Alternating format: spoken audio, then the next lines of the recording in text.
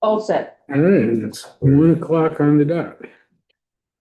All right, I'd like to call to order the city council meeting of 20th of August, 2025. In attendance are Councilor Carey, Councilor Collins, Councilor Hetland, Councilor O'Shaughnessy, Bobby Price, our city manager, Ms. Jackson, our recorder, and myself, Craig Birdie, the mayor. We will start with announcements, proclamations, and correspondence. We had some correspondence, but I believe it's been moved to a specific section. Is that correct? Yeah, so we'll cover that correspondence regarding the delineators along Ocean View Drive when we get to that part of the meeting. I'd like to start by saying that we've got an extensive agenda today with some fairly long items. We're going to pretty strictly limit comments as we move forward. And somebody has to kick me when I start talking. Let me get closer. All right, we have a proclamation. I also have an announcement that I wanted to make, and that's that Dave Buchwald, our wastewater plant manager, has completed his certification for water plant maintenance, and that's a great accomplishment on his part. It takes a lot of study and a lot of work, concentration, and so congratulations to Dave. It's a wonderful thing for us. It provides us a backup also. So thank you, Dave. Any other announcements that people might have? All right. We do have a proclamation that I am required to read. Whoops, not open document.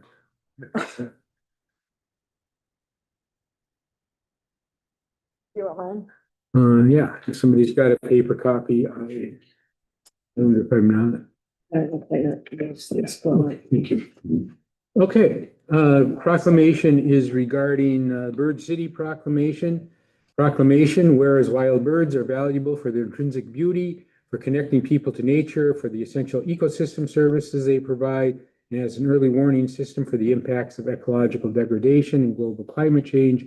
As whereas nearly 500 species of wild birds use the Oregon landscape for some portion of their annual life cycles, including migration, breeding, and stopover habitat. And whereas many wild birds are found on urban and suburban landscapes, and these landscapes provide both opportunities to see, enjoy, and protect wild birds, as well as significant hazards to wild birds. And whereas many bird species are experiencing significant declines due to habitat loss, hazards, and the impacts of climate change, and whereas connecting people to birds where they live, play, and work can build a culture of conservation, and whereas birds help generate local economic development, and whereas everybody should have the right to see and enjoy wild birds in their neighborhoods, whereas through Bird City, hundreds of thousands of people will observe World Migratory Bird Day gatherings in public places to learn about birds and take action to conserve them and simply to have fun. Be it resolved that the city of Yachats seeks to become designated as a bird-friendly community through the Bird City Oregon program. Be it further resolved that the city of Yachats commits to meeting the certification criteria in each of the following areas: habitat, threat reduction, education outreach, and sustainability. Be it further resolved that the city of Yachats commits to placing signage provided by the Bird City Oregon program, announcing its bird-friendly status in a prominent location. Be it further resolved that the city of Yachats commits to maintain a web presence describing its Bird City Oregon status and program. Be it further resolved that the city of Yachats commits to annual reporting and updating the program, including adding or expanding at least one new program element in order to maintain its Bird City Oregon status. Introduced and adopted on this 20th day of August 25, city of Yachats, Oregon, and myself and the city manager will sign that. Thank you. So we discussed this and voted on it last meeting, voted on the concept.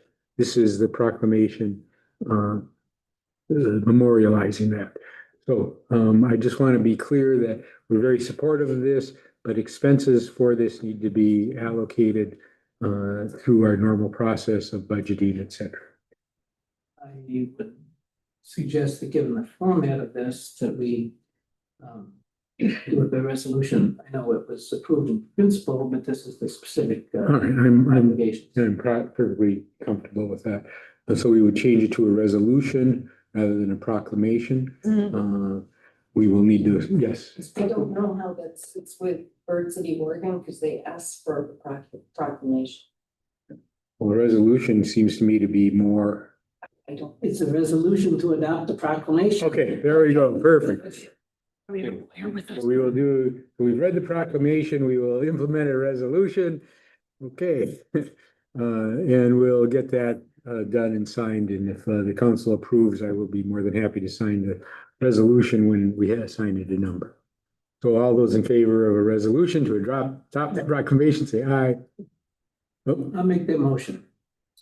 okay, thank you. All in favor, say aye. Opposed?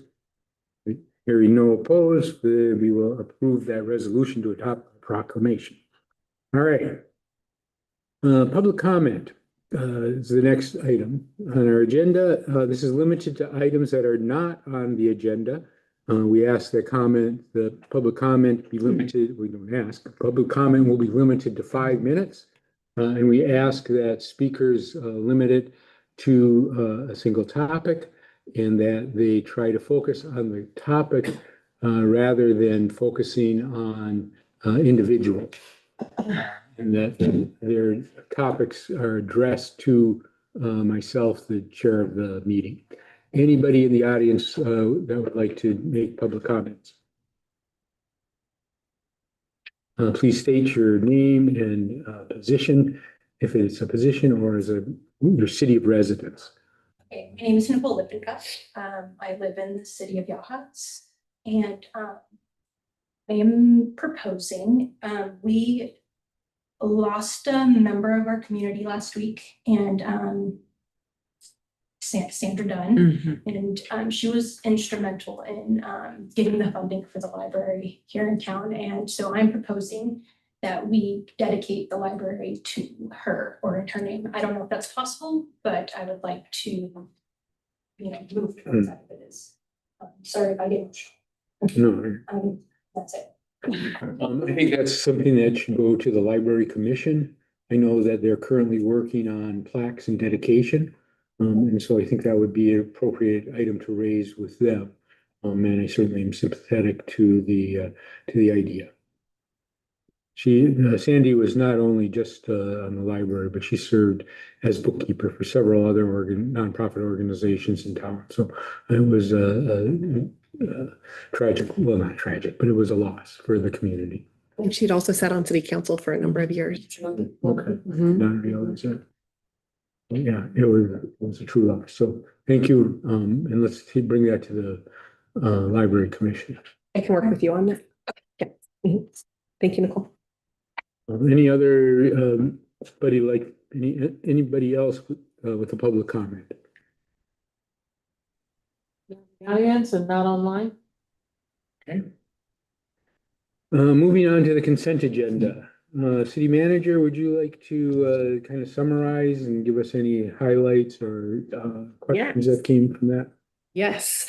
First, I really just like to give a really huge thank you to our city staff for their cooking and hard work to execute the volunteer and staff appreciation barbecue that we had last week on Thursday. It was a great success, and we are really thankful for all of our volunteers that do contribute significantly to the city. Another note is we had some good rain, and that has really helped our creek flow. We increased to 361 gallons per minute from last week being at 292 gallons per minute. So we went up a bit there, which will help us as we go through this summer and into our as we wait for our rainy season. Our warning phase for our emergency water ordinance that we just re-edited recently. It starts at 275 gallons per minute. So right now we're at 361 and we'll be watching that weekly. Rick gives me a report every week on what our gallons per minute are. So we have a little bit of ways to go until we have to send out notices to people to be an official warning notice. However, we are sharing the message of conservation efforts is appreciated, even though it's not a requirement by ordinance right now.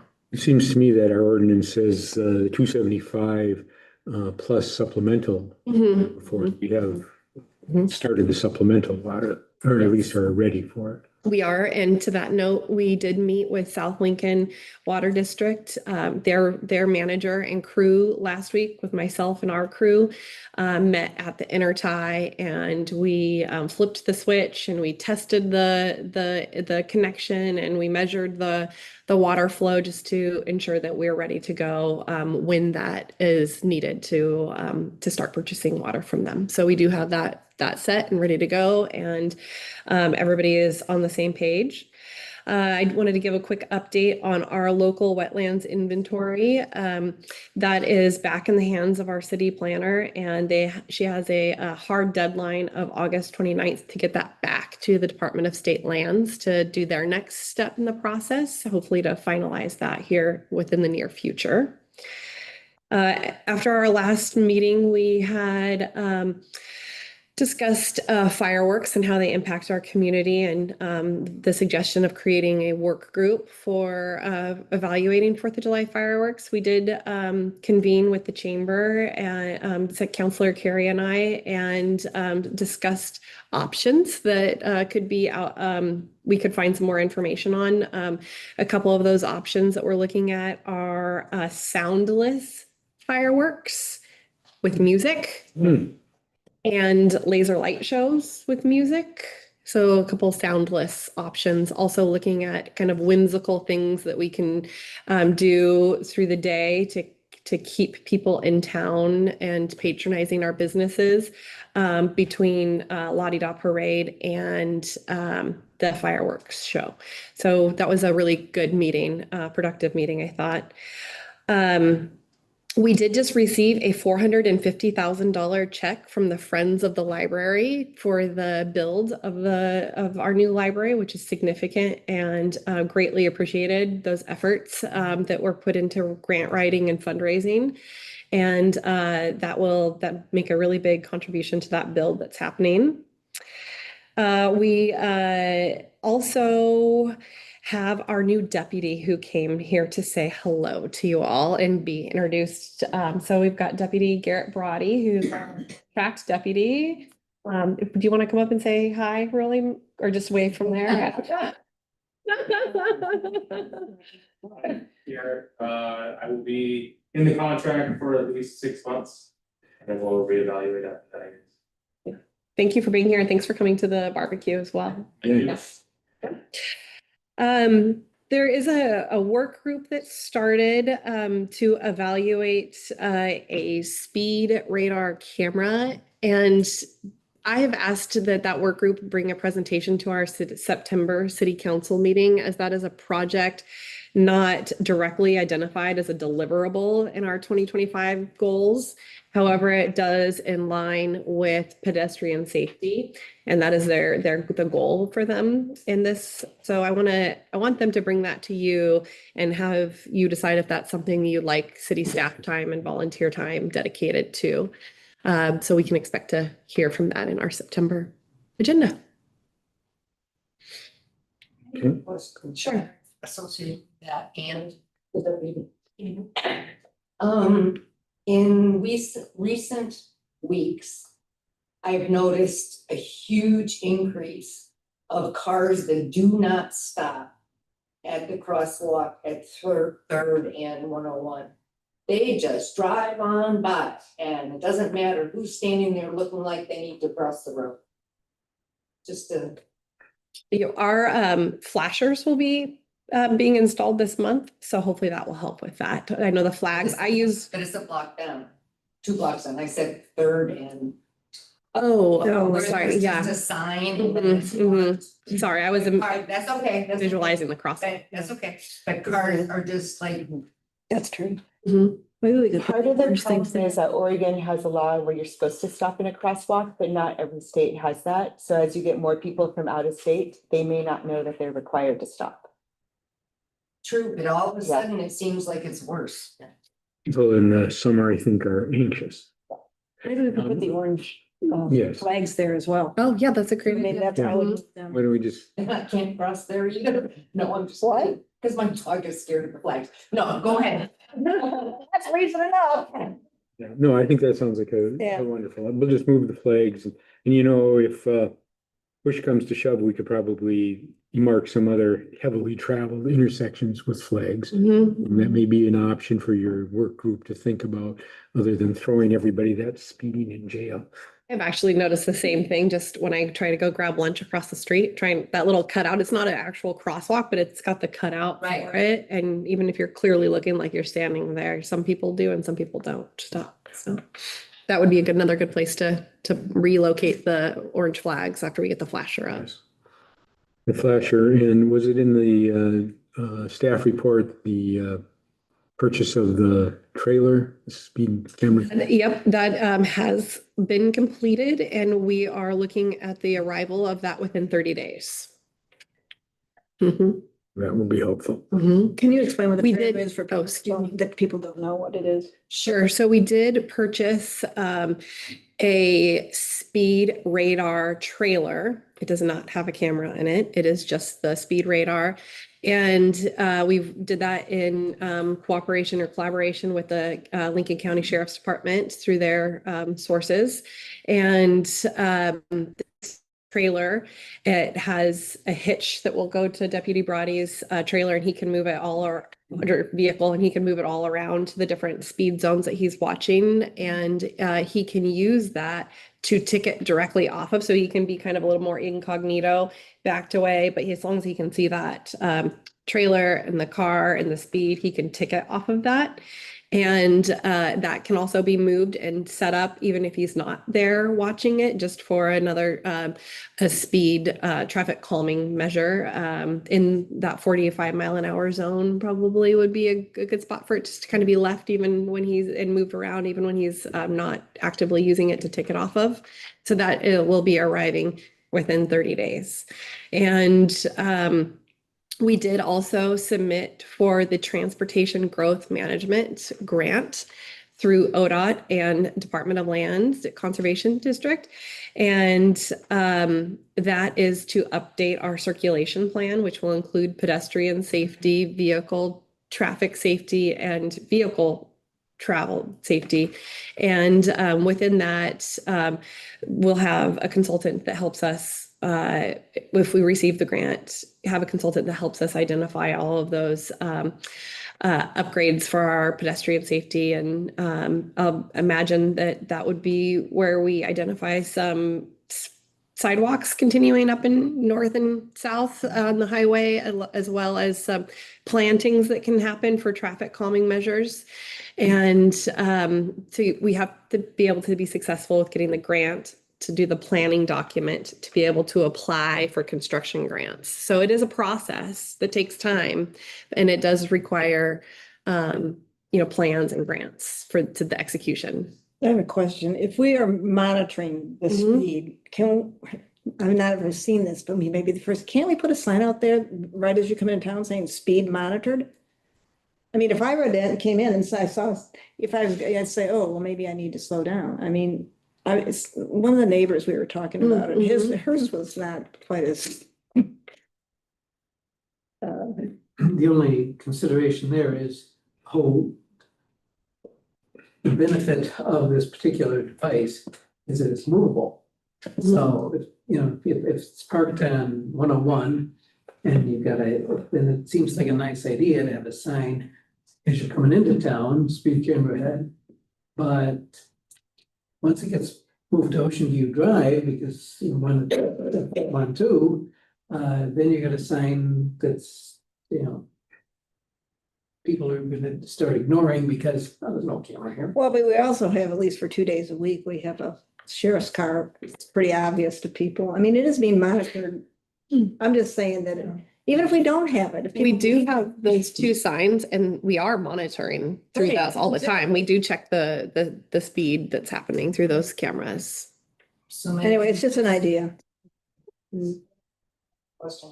I can't remember if it was 2 meetings ago or when it was, but, when we got the ODOT report Mhm. about speeds, there was discussion about going for an appeal on that. And I'm wondering, have we done so? Where does that sit? We have an appeal set for September 23rd with ODOT. Okay. Mhm. And that's kind of with an independent piece of ODOT? Yes. Mhm. Mhm. Does ODOT use this thing called a 85% rule? I believe they do. So I've been doing some research on how they set speeds. And this is very controversial now, but traditionally since the 50s, transportation agencies set speeds by monitoring traffic and setting the speed limit at the 85th percentile Of So- what car is of what the cars are going. So, the 15th slowest car. We do. Yes. And the idea Mhm. was that transportation agencies' job is to keep traffic flowing. And that has been the traditional thinking. And that's the way I think most transportation departments throughout states and cities have operated. There is a growing recognition that that does not protect pedestrian safety or bicycle safety. It doesn't accommodate for how busy a road is, et cetera. It only measures how fast people are going. Right. And that's what they're probably going to base their decision on, just so we're prepared for that information. And I don't know if there's an appeal for that kind of information, given the pedestrian nature of our city or not, but I just wanted to put that out there as that's the rules. Mhm. But we will do what we can. I mean, that's why we're appealing it and we're going after it. The other item that I wanted to highlight in your report, and because we have a guest here that sent us correspondence with concerns around the Ocean View Drive walkway. And that is, it's not on the agenda other than in the city manager's report, if I remember correctly.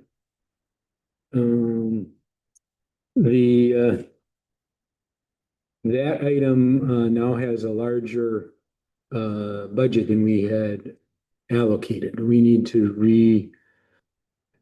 vote on that? It's now into capital numbers at $16,000, 353. We do have that on the agenda We do. for today. Mhm. Where is that? Sorry.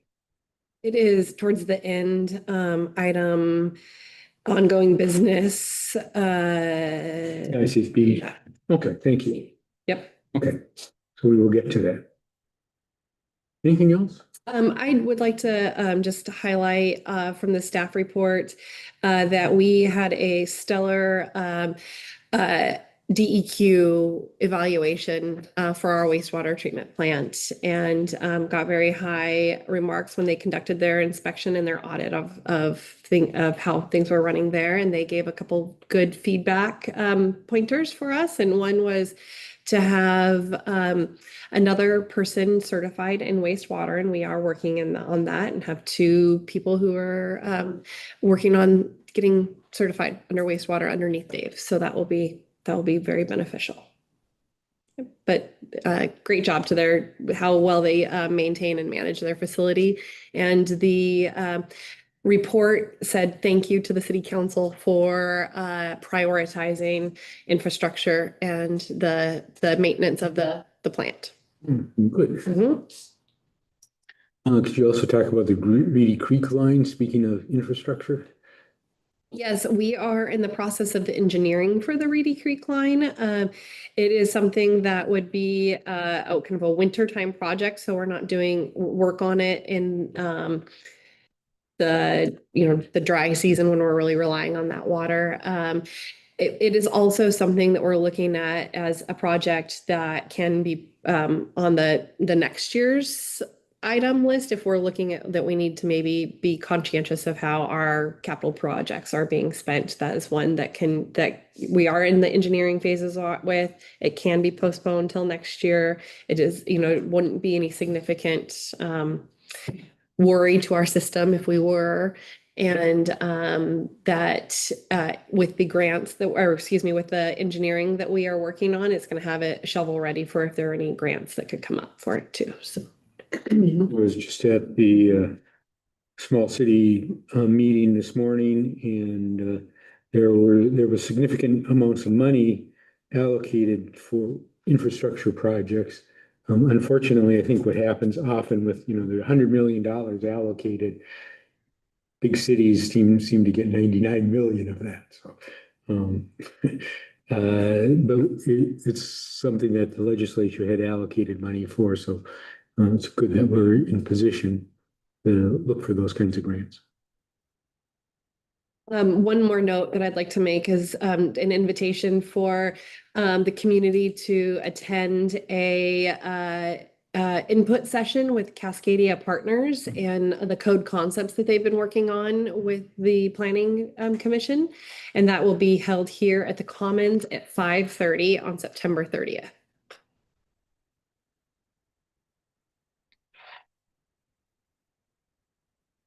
And we did get some preliminary geotech work, but we're not going to get too excited about it till we see the actual report. We have completed at least the drilling for the geotech study for relocating our water tank. Yes. Very large project. Anything else people wanted to comment on? We did get good. Thank you for the sheriff's reports, both of them. I think citizens find them helpful. Pretty active month compared to some of our other months. Financial reports, we will talk about this later in the meeting, but I would highlight that the fourth quarter saw good revenue numbers for transient rental and food and beverage. Yes. So it was kind of a surprise to me. I expected June to be low and that whole quarter to be lower than we had budgeted for, but it came in at a good, strong number. So for the year, we did well. Yeah, and with that, we will talk about it more, but I think that it's great to note that it was this year, 2025, was our second largest collecting year for both transient lodging and food and beverage since 2021 to now. So Okay. the last several years. Which is So we don't need the Canadians, eh? I was walking along the 804 yesterday and had a very nice conversation with a woman from Germany. Oh. Delighted to be here, so. So maybe they'll take up the Canadians. Yes. I do have a question about the water and wastewater revenue year to date. Mhm. We're only like 1 month in and those numbers are really high. Is that just because it's more usage during the summer and then in the winter, those numbers will go down? In the lined out expenses for, yes, I would say that is because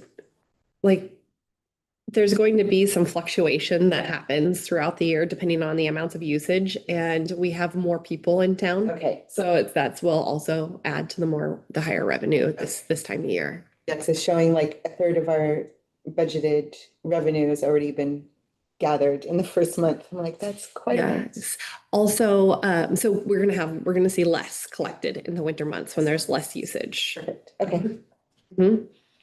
Also, you'll see, Base. sorry, I interrupted you with that. Like our mowing is high right now because we're seeing high mowing right now, but we're gonna see lower mowing in the winter. So it kind of balances out like throughout the year.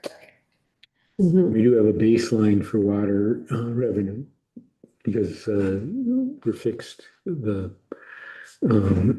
Everybody pays a base amount, and then and since we've moved 120 some vacation rentals to business licenses, they pay per usage. Mhm. That would be higher now.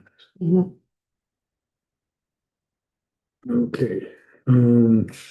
Anything else? Anybody noticed in the consent agenda that they'd like to comment on? Just that the manager's report wasn't in the packet, but only available as a link. Thank you. I did notice that I was like, Yeah. Yeah, you clicked on it, it didn't load, but it was somewhere else. So. Thank you for pointing that out. All right, can I get a motion to approve the consent agenda? So moved. All those in favor say aye. I Opposed, none, hearing none objecting, we will approve the consent agenda.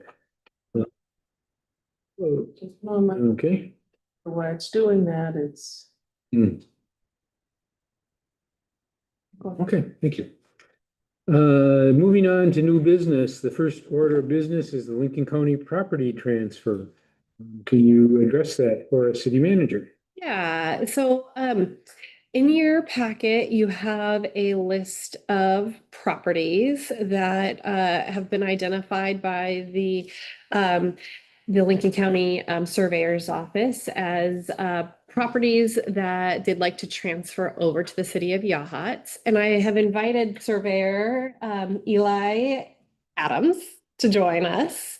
And if you'd like to come up and talk a little bit about this, if there's any questions that come up, I think it'd be great. So most of these are under, so a handful of them are underneath our Ocean View Drive right over there. A couple of them are at the very end of roads. And one is Coolidge Lane, which is used to be a privately owned road, but that tax lot was foreclosed on, and all of our utilities are underneath it. So that's one for us to look at, taking over into the city's jurisdiction. And one up at the top of Spruce Street, it was something that had already started, a transfer that already had started, but did not fully get completed. So I'd like to invite Eli to talk a little bit about that. Sure. Can I get your last name, please? Yes, Eli Adam, Lincoln County Surveyor. Thank you. I think City Manager Price summarized things very well and present the information nicely. I want to be present if there were questions. Can you hear?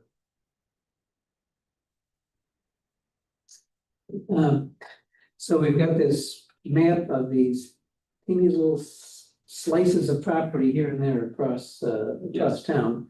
And I can understand, well, and they don't belong to us yet, city. They belong, and they only belong to the county because you foreclosed on them because somebody wasn't paying their real estate taxes. Right. And I can understand on some of them, like Coolidge, if our own water and utility lines are underneath that street, well, we might want to own that street so we can manage them that way. But is other than that obvious benefit, what's the benefit to the city owning, little pieces of property here and there? Right, well, I guess I can't really speak for the city, but one thing I would say. You've seen the property, so you can come in and, oh, that one there is X. Something that works well is the city being able to attend to city business and the county being able to attend to county business. If you wind up with the county owning a bunch of property in the city, then like if you want to do something on Ocean View Drive or this or that, then you have to come to the county for permission. So this basically facilitates getting the county out of city business, which I assume you guys don't want to come to the county for permission on things on Ocean View Drive. Well, Things like that. I guess what I really like is some, and I agree that it doesn't, anything around a street or a trail, that all makes sense. I feel like we don't know. Yeah. Don't know whether that describes all of these properties or if there's other oddities. I can run through them. Okay. In the same order that they're presented in the list. So the first 5 are described as streets and alleys. The first one is Coolidge Lane, which I think most people are familiar with Coolidge Lane. The next one is a part of Spruce Avenue. So this is, you know, a paved city street that people regularly drive on, and I think probably have communities under as well. The next one is next to Ocean View Drive. And I think of it as very much associated with the drive. I think there's been previous road work there when it was under county jurisdiction.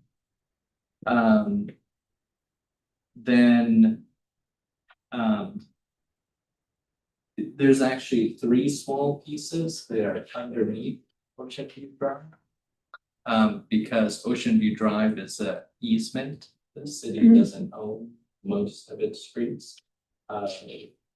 It's an easement over other ownership, and in this case, the county wound up owning 3 very small strips, and then the city would own these 3 very small strips, which would probably be the only portion of Ocean View Drive that the city actually owns, the rest being an easement. Under miscellaneous lands, under 6 and 7. One is along the 804 Trail, which is also at the end of Coolidge Lane. This one, there's a note that we would also do this in consultation with state parks. So state parks manages the 804 Trail under agreement with the county. And so it would probably be bad form to, you know, blindside one of the 3 parties. So this will also be, you know, run by state parks, and we're having those discussions as well. The next one, number 7. This is an area west of Ocean View Drive that I would say is associated with road maintenance of Ocean View Drive. Number 8 is parcel west of Surfside Drive. So this is sort of south side of the city. Sometimes the city likes to install park benches at the end of roads. And you know, that's better if the city owns the property rather than installing it on other people's property. Does that answer all the questions about the property? I think so. Looking at the map, the one parcel west of Ocean View Drive between 5th and 6th Street, Yes. I think that's where one of the Sunset Parks is. Sunset Park is just to the north of that. Okay. This parcel is a lower elevation, and I would say it's more associated with road maintenance than park uses. So these are, I'm sorry. No, I was just saying, I have the opposite question. What would be the downside of the city? Liability when somebody trips. We have insurance on all of our property. We didn't pay taxes, right? No, it doesn't. So I don't understand what the downside is. I don't see there being. So the property extend to, how far do they extend past the street edge? They extend all the way to the high tide mark? That's hard to answer without having the deeds directly in front of me. The deeds call some line. It may be high tide, it may be low tide, it may be some other, it could be the meander line. It's somewhere out there towards the ocean. Okay, because some of these plats have steep cliffs. I mean, they abut a cliff. Yes, some of them. The other thing I would add, and this is something that perhaps we can work with the state parks, is I did get a chance to walk yesterday along here, check the Coolidge Lane. We are taking on some. Do we do maintenance on that currently? No, we do not. Okay, so we're taking on some maintenance there, and it's a dirt road. It's not in great shape, but not terrible shape. The portion by the ocean is a very kind of heavily traveled area. There, just take a note, there are 2 small like metal, abandoned metal posts in the ground that are a bit of a trippy hazard. Was that where the arch used to be? No, it's for a little bit further north. But it's a general area. Must have been some kind of a sign there at some point. And through erosion, they were probably below ground, but now they're sticking up a little bit.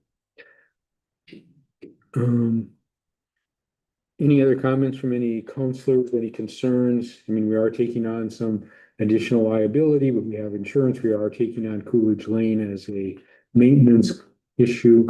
We need to consider that in our, Do we maintain those other roads parallel with Coolidge? Glenwick.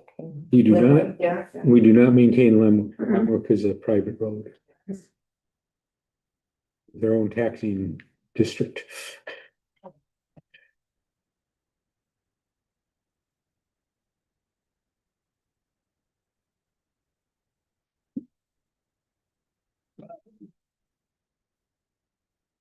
Anything else?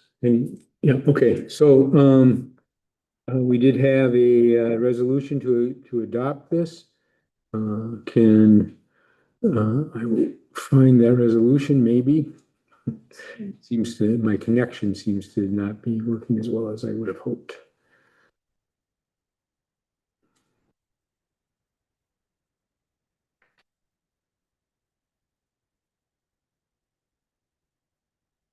Okay, so this is a resolution. I will read the resolution and then we will have a motion to adopt and vote. So resolution accepting the transfer of foreclosed property from Lincoln County. Whereas Lincoln County has acquired various properties through foreclosure and is in the process of cleaning up these properties, and whereas the city council recognizes the importance of managing these properties, to align with the 2025 council goals, including ensuring safe access to city infrastructure and maintaining environmental awareness. And whereas the acceptance of these parcels listed in Exhibit A will allow the city to effectively manage road maintenance on Coolidge Lane and further synchronize city policies and administrative rules. And now therefore be it resolved that the City Council of the City of Yachats, one, the City Council hereby accepts the transfer of foreclosed properties from Lincoln County as listed in the attached document. City manager is authorized to complete all necessary actions to finalize the transfer process. And 3, this resolution shall take place effective immediately upon its adoption. I'm not sure about that last one. I think when we have a 30-day period after a resolution. Yes, we can add that. Yeah, I think that last one will be effective immediately. So in other words, the clock will start at this point. I think that's correct interpretation. Okay, yes. We are working on some timeline, so when would the effective date? I believe that a resolution, I believe by our charter, and I will have to verify this, but I believe by our charter, once we pass a resolution, it becomes in effect 30 days later without any action. That's past your September 30th deadline. 30 days from now, I think would be September. Would be sufficient, okay. So it seems like. Yes, September, I already wrote my September newsletter, so brain is ahead of schedule. Okay, any discussion on this resolution? Anybody from Coolidge Avenue here? It's Coolidge Lane, I think. As I say, I walked it yesterday. I don't see that there'd be any downside for those residents. Okay. Would somebody like to make a motion to approve City Resolution 2025-267, accepting the transfer of foreclosed properties from Lincoln County? So moved. Okay, because this is, I think, a fairly substantive item, I'm going to ask for a roll call vote. Counselor Carey, Yes. Counselor Collins, Yes. Counselor Headland, Yes.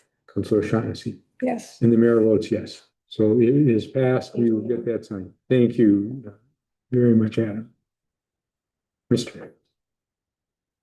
Park out of this. Well, we kind of do. I mean, it's a little bit of a park. It's so downtrodden that I don't think it's I was gonna say. It would require a lot of work to bring it back to its native, natural state. Yeah, and you have Surfside, the end of Surfside. Yeah, It's a nice place to go sit. there is a bench there. There is a bench. All right, moving on, Parks and Commons, Yahat's Community Park Wetlands Educational Signage Project. We have a member here. John, would you like to give us a brief overview of what this is? Brief, what do you got? Okay. Is that document on the, I don't have. Yep. Yeah, it was in the packet. Yeah, myself, I'm John Grable from Parks and Commons Commission, sorry. Citizen of Yahat. Myself, Meg Simons and Adam Alston from the commission. Had 3 or 4 visits to the wetlands park to just kind of look over to see, what ideas we would have to maybe improving the signage, so. We also I tried to talk to people that were like walking down 4th Street, down 804. A lot of people visitors don't even know that that park is there. I mean, they were walking to the playground, and I said to family, hey, do you know that there's a boardwalk through here? And so it's not readily identified where the park is. I mean, the signage, I think the little post markers that are the trailhead markers that we have, if we can put them, make sure they're at each point along the potential entrances along Ocean View and along 4th Street. Isn't the city coming out with a new logo for the trailhead markings? Like, are we gonna do the is that something that? We did have a new logo that was created, but there was also a portion of the master plan suggested a wayfinding theme with all of the signs and everything with all of the parks have a wayfinding theme. Yeah. So that was one of the things, just to make sure the outlying areas of the park have good marking. And then there seems to be 2 brochures. There's the community, the Yahat's Trails brochure, and then there's a community park brochure. And we thought it'd be nice to combine the 2, combine the community park one into the trails brochure, so people get an overview. If they're looking at all the trails maps that are available, they'd see that the wetlands park is in there. Identifying the wildlife that's in the park. There's a list of the wildlife, and then the common plants and trees that are also in the park. We suggest that the font be at least 1 inch, so people that struggle with eyesight can, read the signs that are out there. And to place those signs for the plant identification along the boardwalk in areas kind of not so obtrusive, so that you can walk along and look down and say, okay, here's a Quinberry or a Douglas spirea. That was it. And then basically I'd like to say Meg put all this together. She did a lot of hard work on it to make sure it got completed, and appreciate the mayor came down one day with us, and he's an expert on all that stuff. So just myself, just going out there 2 or 3 times, I learned a lot about what's in that little place. Like, you kind of don't realize how vital the little spot we have. And so it was good. So, any questions? Yeah. Were you meaning the signs for the plants to be on the boardwalk? Yeah, just like along the, the little curbs that are along Yeah. the board, just a little pop-up, like a little square one to say, hey. Could they be like closer to the actual plant instead of on the boardwalk? Some of the plants are in quite a ways. That's what, I don't know, I think of that as a trip hazard, I also think of it as an eyesore. I disagree. I think that if they're on the curb, nobody's walking on the curb. yeah. On the curb along the edge of the boardwalk is where we. I'm in favor of signs, but I think that you don't want the sign away from the boardwalk, because nobody can or should get off the boardwalk. Mhm. So in other words, if it's gonna be red, it's gotta be close. Yeah. Meaning as the curve. Yeah, on the actual. And then also we suggested where that large tree is, the spruce that's in the, where the bench is in the center of the park, have a larger sign that kind of, put in there. Yeah, a large sign placed in front of a big spruce tree in the middle of the park that includes a map of the trails, the commons, library, Ocean View Drive, and You Are Here feature for ease of wayfinding in the park. So kind of by that. I think that's good. No, I was just feeling like it's like, might be too much for our little park. I don't know. I understand the identification part, but I enjoy walking through it with nothing there. I would agree with you. And I would disagree because I think that visitors, for the most part, don't know what they're looking at.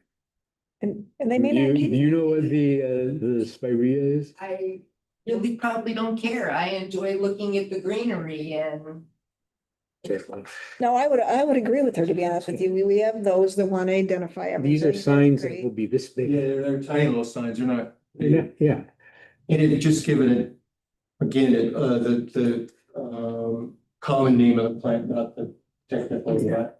I think the motivation for this, and maybe you've forgotten because we haven't looked at it for a very long time, is that the wetlands analysis called for plant identification along the wetlands. Well, we're not obligated for that, but the consultant that did that work that identified our wetlands said that the boardwalk along the wetlands would be an appropriate place to do citizen education. So that was the genesis of this, is that our consultants that do wetlands work said people should identify. I feel like all the scattered signage and whatever. These are little signs Yeah.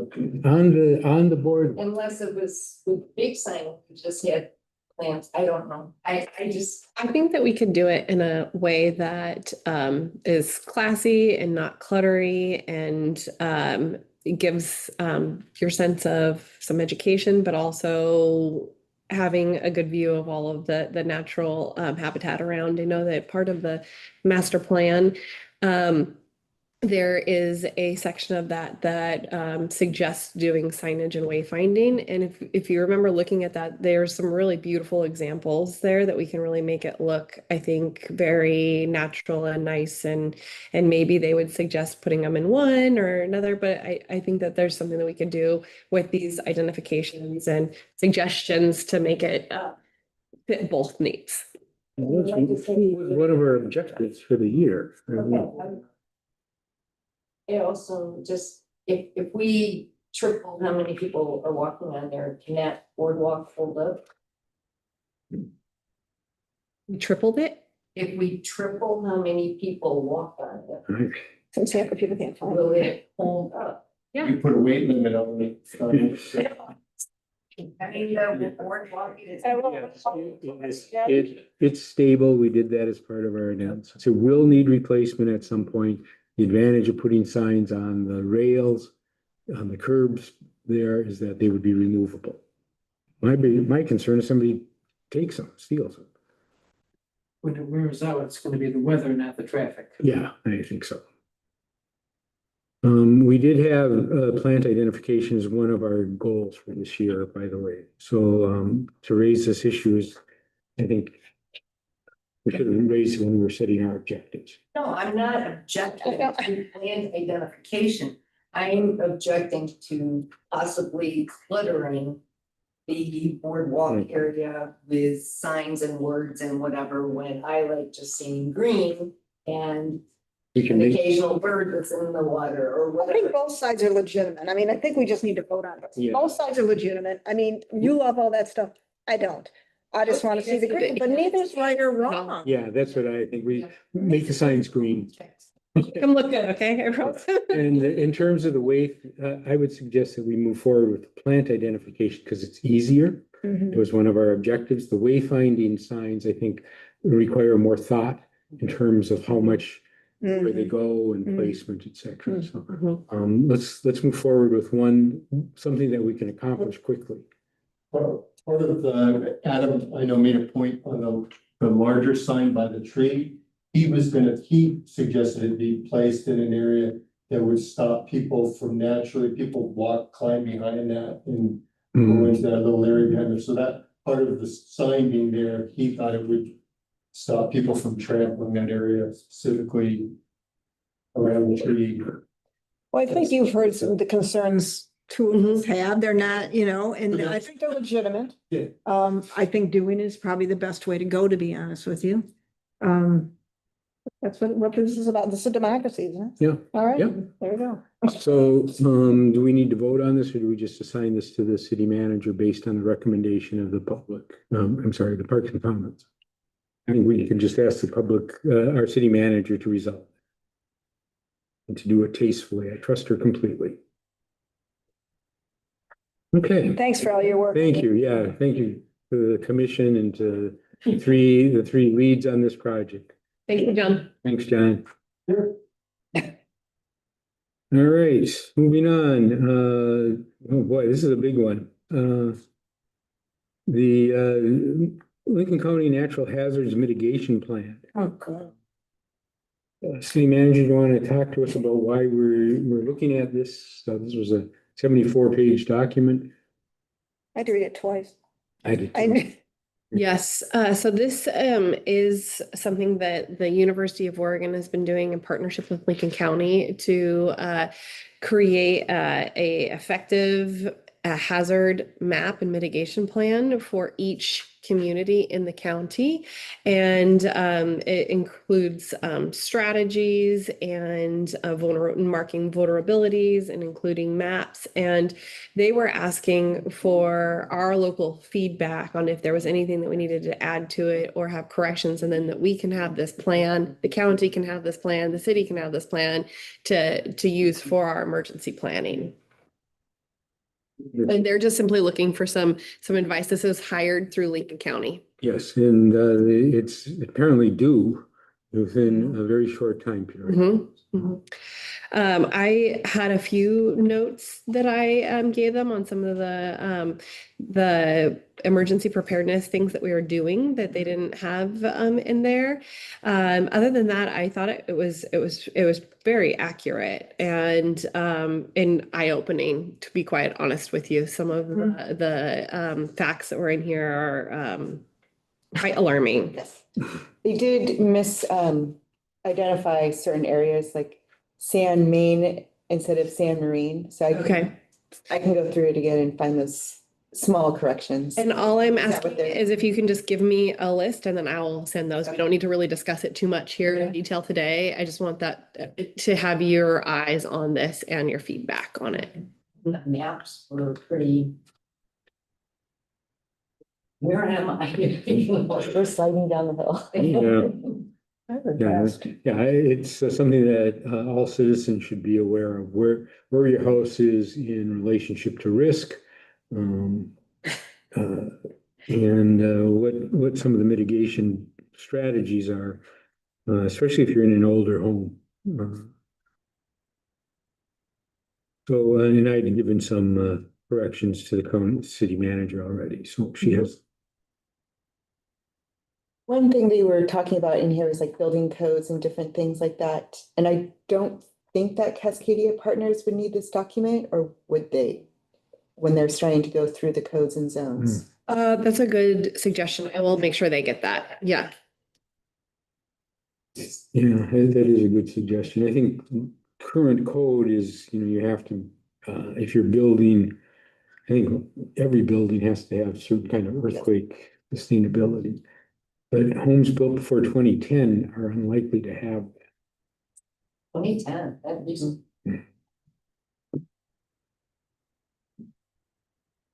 Okay. So please read it carefully. I know it's quite extensive. And there's some minor bars in there. We do not have a natural gas line through our city. Yeah, so that. We'll make those correct. It made me feel like this is sort of a cookie cutter thing Yeah. with our name put in certain places. Yes, yeah. And also, it stated that we draw water from four sources. We do not draw water from four sources. We have water rights in four sources. One of them doesn't have any water in it. And the other one we have subservient rights to, which is the Yahats River. So we just need some language changes. Okay, Thank you all for taking a look at that. yeah. All right, moving forward then. Budget analysis and planning options. How did the 24-25 year end and fiscal review? We have the soft close for 24-25. Soft close simply means it's unaudited. We have the numbers, but our internal staff has looked at the numbers and our bookkeeper has looked at the numbers, but we haven't had it audited yet. But it's usually very close to where we're going to be. There's a few checks that are discretionarily applied to one year or another, but we're in August now. I think most of the August bills that are coming in will be applied to this year typically. So, city manager. Yeah, so one note on here with the audited and unaudited, there is the beginning balance on this that is audited from our 2024 fiscal audit. That's our carryover. So that number is the audited number. And we're going to start with looking at the consolidation review and expense statement. And there are some places where like in the beginning balance, it was less than what we had anticipated it being, but it still is a good healthy number. Our general fund started out as the audited number, beginning balance at just over 6 million carrying forward from last year to the general fund. And most revenues were on par. Overall, we were at 97% of our anticipated revenue in the year 2025. So some were up, some were down, and that's to be anticipated. But what I did like to see was our transient lodging tax and our food and beverage tax were up, which it shows that we're still bringing in that visitor revenue, which are significant revenue sources for us.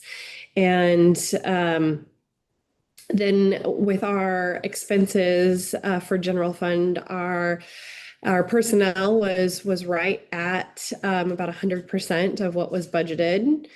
And in our materials and expenses, we were at 83%. So that shows that we did not spend all that was budgeted in our materials and services. And that's an area that allows us to be really fiscally responsible. Do we need to buy that? Can we cut back on here? Where are different programs we can kind of cut back on? This is an area where we can do that. And that shows that we were doing that. So 83% of 100% is what was our materials and services. And this is all of our consolidated general fund. So that's including the city services, the library, trails, streets, however, storm drains, everything that's broken down out of that general fund is all consolidated here for this full report. And our capital outlays, we were at 102%. So we were a little bit over for both the Little Log Church Museum and the library in last fiscal year, but so that'll put us a little under for this fiscal year. They were both big projects that straddled 2 fiscal years, so that was a really hard one to balance out. But we just ended up with a little bit more on that first end of it, and we'll go a little lighter on the back end. So we'll see that result at the end of our 2026 fiscal year. So overall, we had 98% net gain for our general fund. So we are positive and did a great job with our financial budgeting and expenditures. For our water and wastewater, we were actually had our beginning balance that was the unaudited beginning balance. Our estimation was low. So what we actually had was just about $4 million. And I guessed that it was going to be about 3.8, and we ended up with just over 4 million. So we're up almost $200,000 in that, which was good. And our revenue was at 103% for water and wastewater. So it's nice to see that we started out our beginning balance with 4 million, and our revenue ended up at almost 7 million, which was good.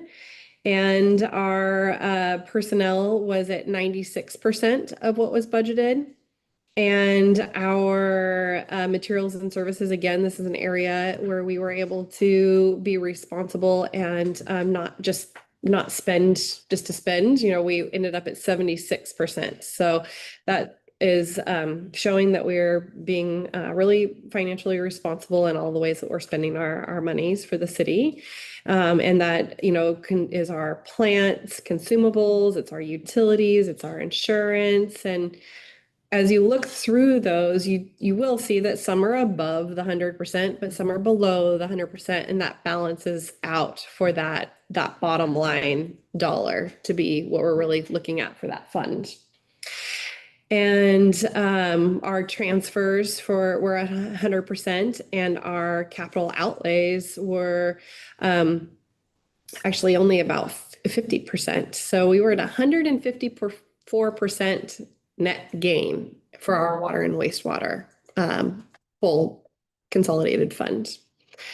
I would like to have everybody pull up the CIP spending report for general funds. It's item 4D2A, and this is something that Neil put together that really highlights our capital project spends for the previous year. We added onto this areas where we are expecting grants that have helped pay for these projects. One of those being the delineator curve for Highway 101. That expense was significantly higher than we had expected, but we are receiving grants from ODOT to balance that out. So I think that adding that note of where outside revenues are coming from is helpful.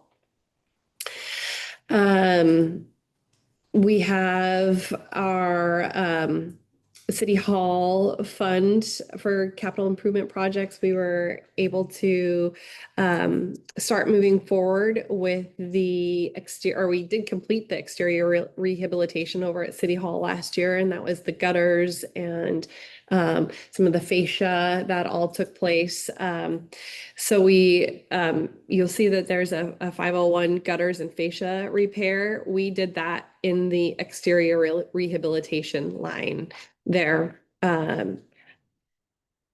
There was also the interior remodel that we did with our cubicles, and we got the majority of our trolley paid for, and that was done through grants. You can see 100,000 of that came from ACFA, 79 came from the chamber, and we are in this next fiscal year going to be receiving 50,000 more from the Travel Oregon grant to pay for the remainder of that trolley. We did just get a note that it will be arriving in Yachats in October, the beginning of October, which is sooner than expected. What? Who's bringing it? Well, we do have an option to have them ship it over or deliver it over, but I think it would be fun to go get it, drive it back, and Could sleep in it. yeah. And social media the whole way back. Our boardwalk, we've been putting money towards the engineering of that. We had dollars assigned to construction that did not happen because we did not get the grant last year that we had applied for. Instead, we did invest into the O'Neill property, which was the former landmark. And then into the commons, we kind of held tight on some of the projects that were lined out there because most of them are intertwined with the master plan. Our significant spend there was the master plan itself, the creation of the master plan. We did get a $10,000 grant towards the restrooms that will be kicking off here shortly. The permitting is in place for that. The basketball hoop, didn't we get money from donations for that? We did. I'll have to make sure that gets allocated on there or noted on there. I believe it's 2,500 that we received. Yes. And those are up. Ooh, Yes. so we gotta have that mirrors tournament. We'll start planning All that. right. How do people start using the basketball hoops? Just make reservations. I think we're gonna have a couple open gym Okay. schedules, and if there's a time that works better for people who are interested in it, they can let us know. I'm gonna put something in our newsletter about it. This coming up newsletter to ask like people's input on when they'd like an open gym time because we'll get one scheduled. Sounds good. Yeah. You can raise and lower. That's what I was gonna say. I can only hope. Thanks for that. Connect on. Okay.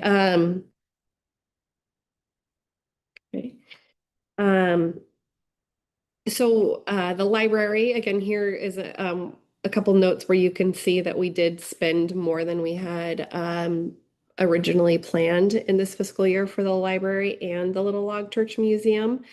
The notes of the funding from the Friends groups for both of those is not here because it will be noted in the next fiscal year's tracking of this.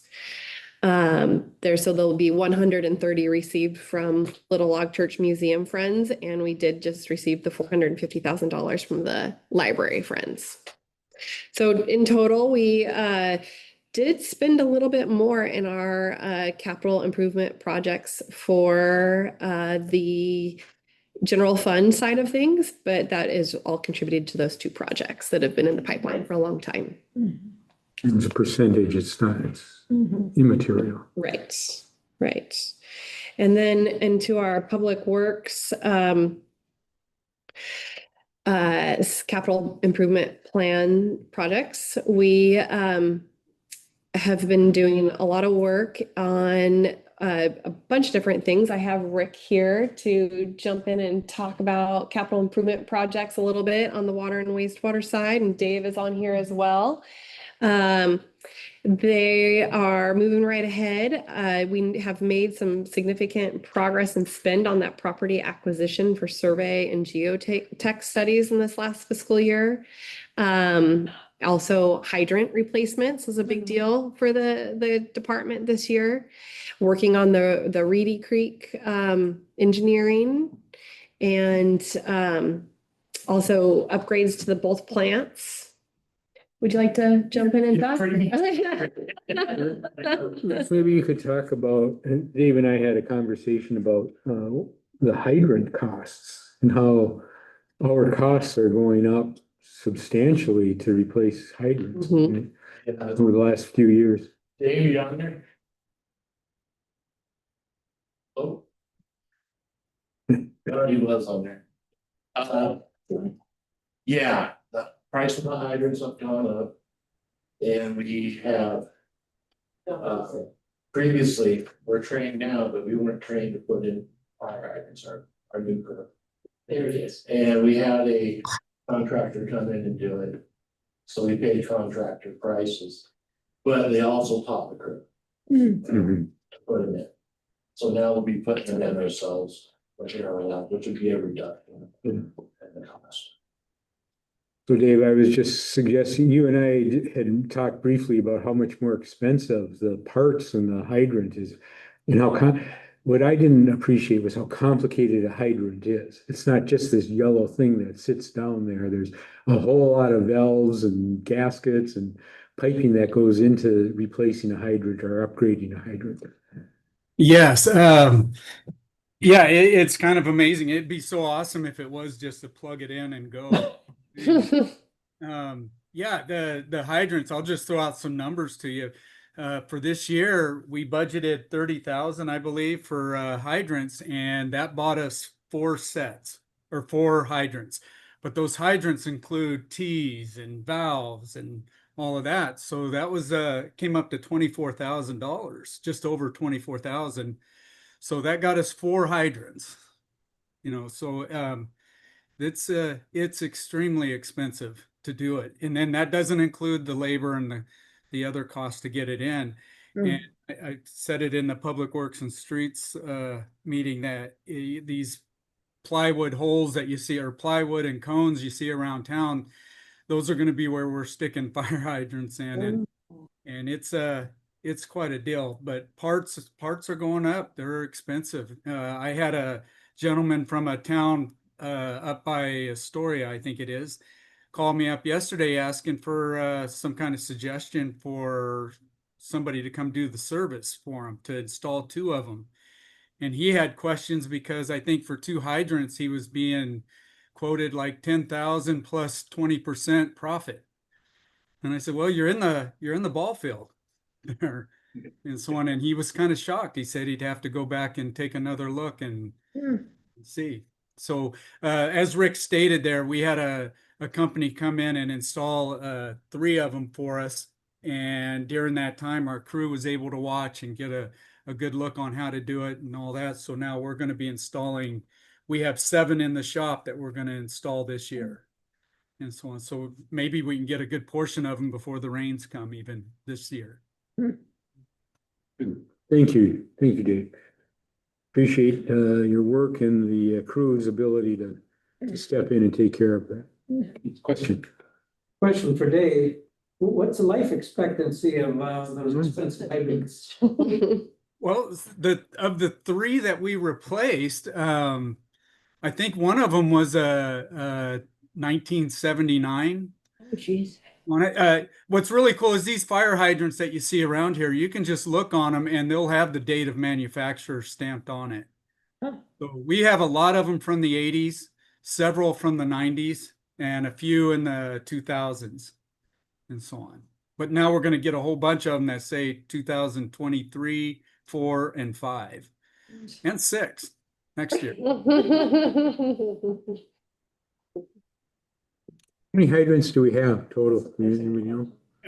Yeah, I think we're somewhere around, we're trying to get the accurate count, but after this last paint job that I like to brag about the guys doing, I believe we're somewhere around 83.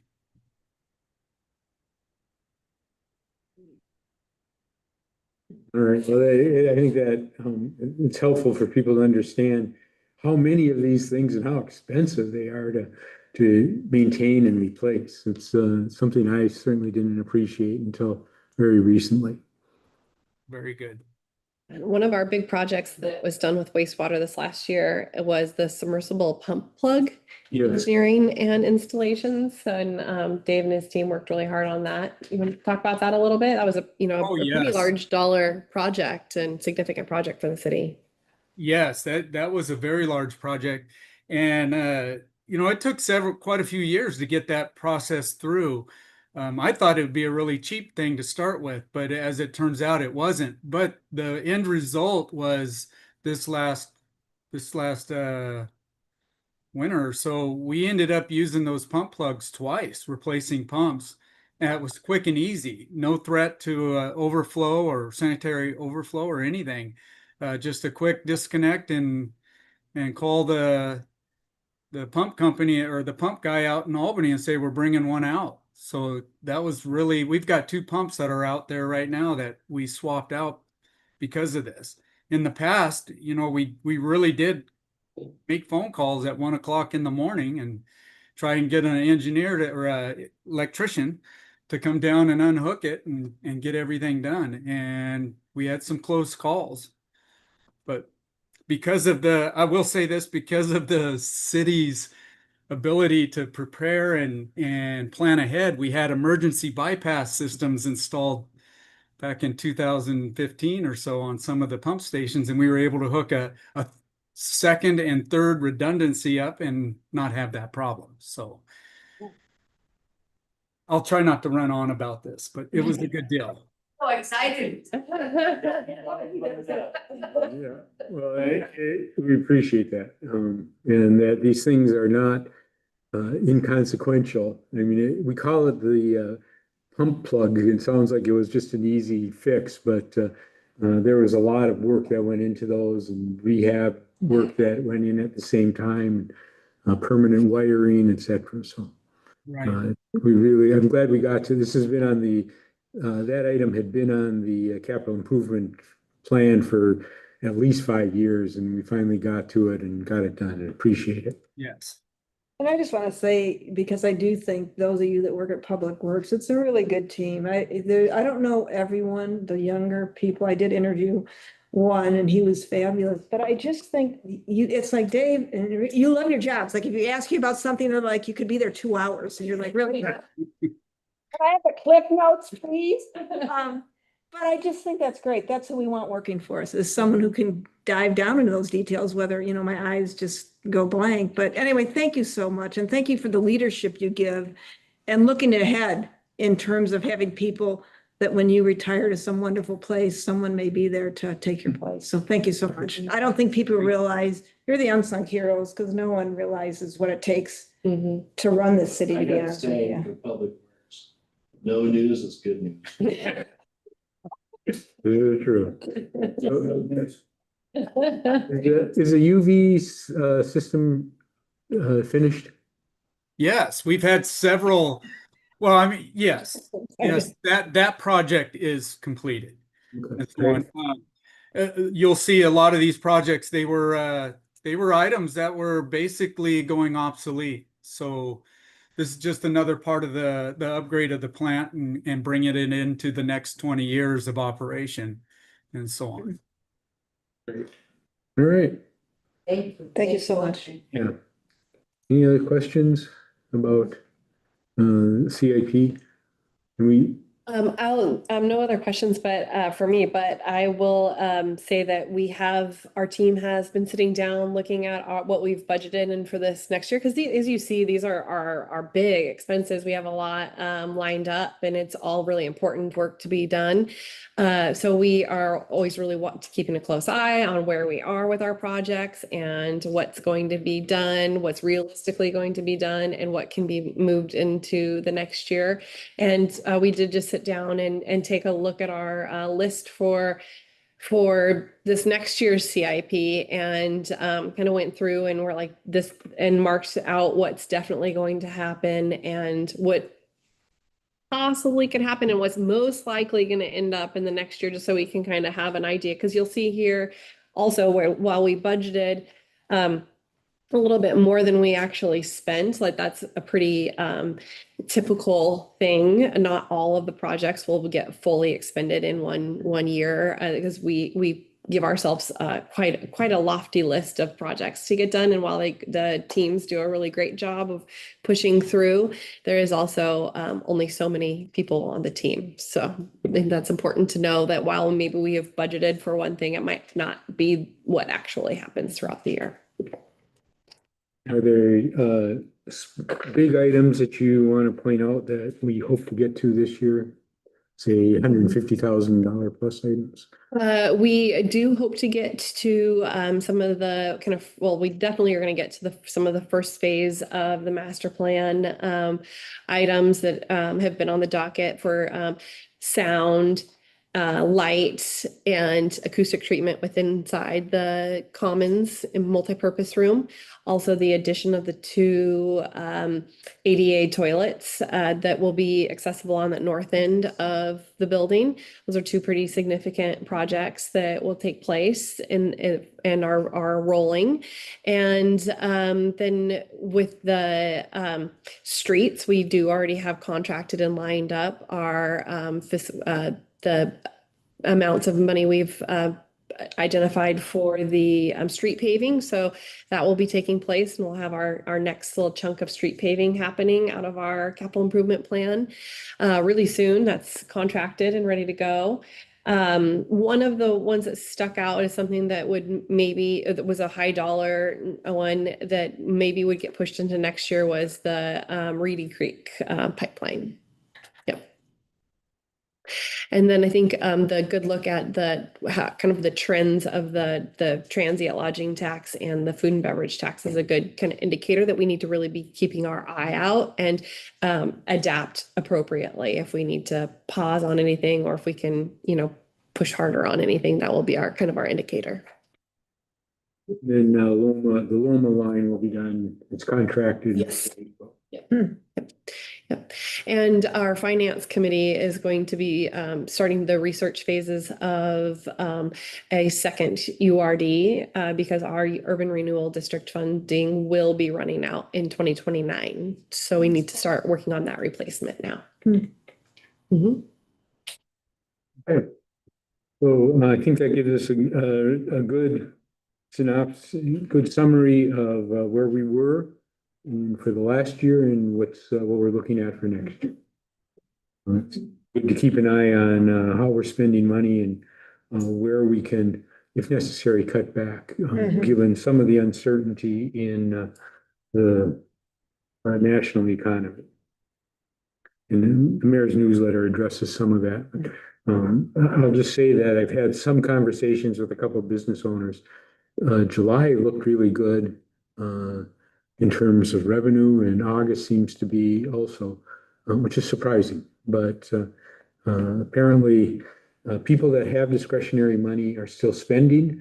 Those people that are not as fortunate have had to cut back. So the budget hotels in Newport, for example, are not seeing good numbers. But our hotels are, and restaurants, I'm not sure where we're at with restaurants, but we have a couple new restaurants. So in terms of the city, we're doing just fine. Mm-hmm. So but we will have to really keep an eye on it. A lot of uncertainty. Okay, ongoing business. Are we ready to move forward? There's nothing else we needed to say. Ongoing business. Can we take a 5-minute break? So we'll be back. Let's make it 7 minutes. 7 minutes and 38 seconds.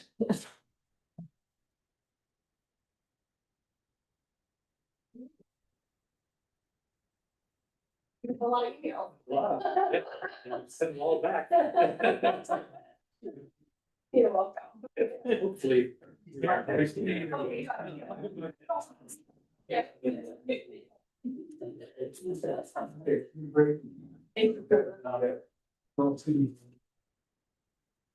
How are you doing? I'm okay. I got Savannah off this time. So she sat through planning. She got through 2.5 hours and then she became a puppy. I'm like, oh my God, it just so happened Justice came to get her to take her to the dog park. But she could last to 2.5 hours. So I didn't want to chance it today. So I took her home early and my sister's there. So That's nice. yeah, she's doing really good. She's a sweet dog and a pretty dog. I can't wait till she gets bigger. I know, I'm so excited. I'm like, is her head gonna get any bigger? Yeah. Doesn't her head seem kind of small? Yeah. Yeah. Well, yeah, it's now, but. Yeah, that's true. Well, Yuki's head was smaller compared to her body. So I think it's probably the same thing. Well, it's nice that your sister's there too, I would think. Yeah. I'm gonna be taking, when I leave next week, I leave this weekend. My mom's having a cancer surgery in Canada and I have to be the one to do this surgery. So I'll be working remotely next week from Canada. Where are you gonna be in Canada? Well, my mom lives in Vermeer, but the surgery is gonna be in Calgary, so we gotta go all the way around. Well, you're not gonna be seeing a lot of it. I'm not gonna be seeing it, even though with this surgery for her and then. What type of surgery? She has cancer on her back, but they've Skin left cancer? it. Yeah, but when she went to have it removed the first time, it was so deep and so far down, they couldn't do it. So now, we're going to this other place, Calwell, we're having to go into Calgary to do it. Yeah, out of BC, so we'll see, but she's just not doing well. Is she not? Just dementia, it's pretty aggressive, but now she thinks she doesn't have dementia. And she swears it's fine against her, so I gotta go and see kind of what her state is, what is really going on. We had her house up for sale, and she was ready to go, and then she took it off the market. I don't know what she's doing. She's by herself. She's falling, she's hurting herself, it's just gotten out. Stuff, I'm sure, that's what happened. Yeah, The boy's dad, he is, she's an cancer. yeah, You know, the boys haven't seen him. Used to hate him because he wasn't a good father, but you know, I'm like, well, it doesn't matter. He needed his father. yeah, well, Better you with know, you- better came with you by it guys. honestly, unfortunately. Yeah. You just So he can't always undo it. Yeah. Yeah, so I'm gonna do that. Brandy's gonna keep Savannah for me, but because Carrie's going to Copenhagen, she's taking her annual trip out of the country. She leaves next Thursday, so Kevin will just have the two little dogs and Shiloh, because he's got allergies and having issues. Oh, I don't know now, but I was here. But I just hope when my mom died just of an aneurysm. He had a heart attack. We got home from school. I'm like, that's all. Yeah, Spending yeah. money in this shit. You don't, you know. Yeah, don't Like be, a basement somewhere. my mom said. Do not spend the money. It's for you guys. Yeah, it can be a little much. Yeah. Yeah.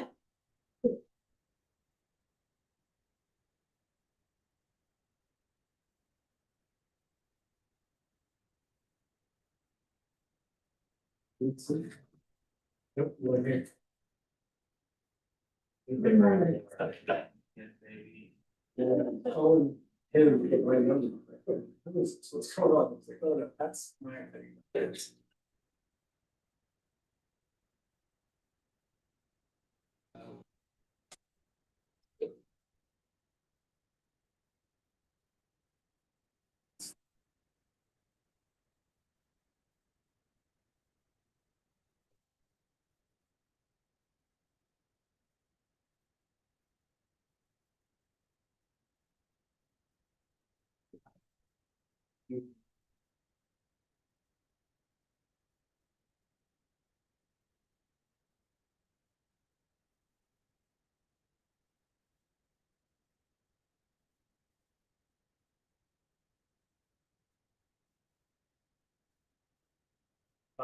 Point is key. So I started. I'm from President's Club.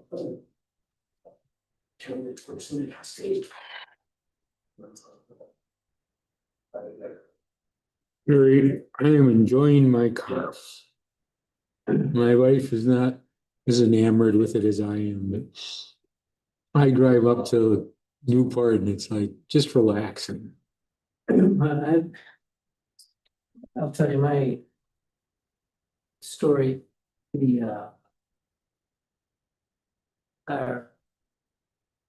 give the app. Yeah.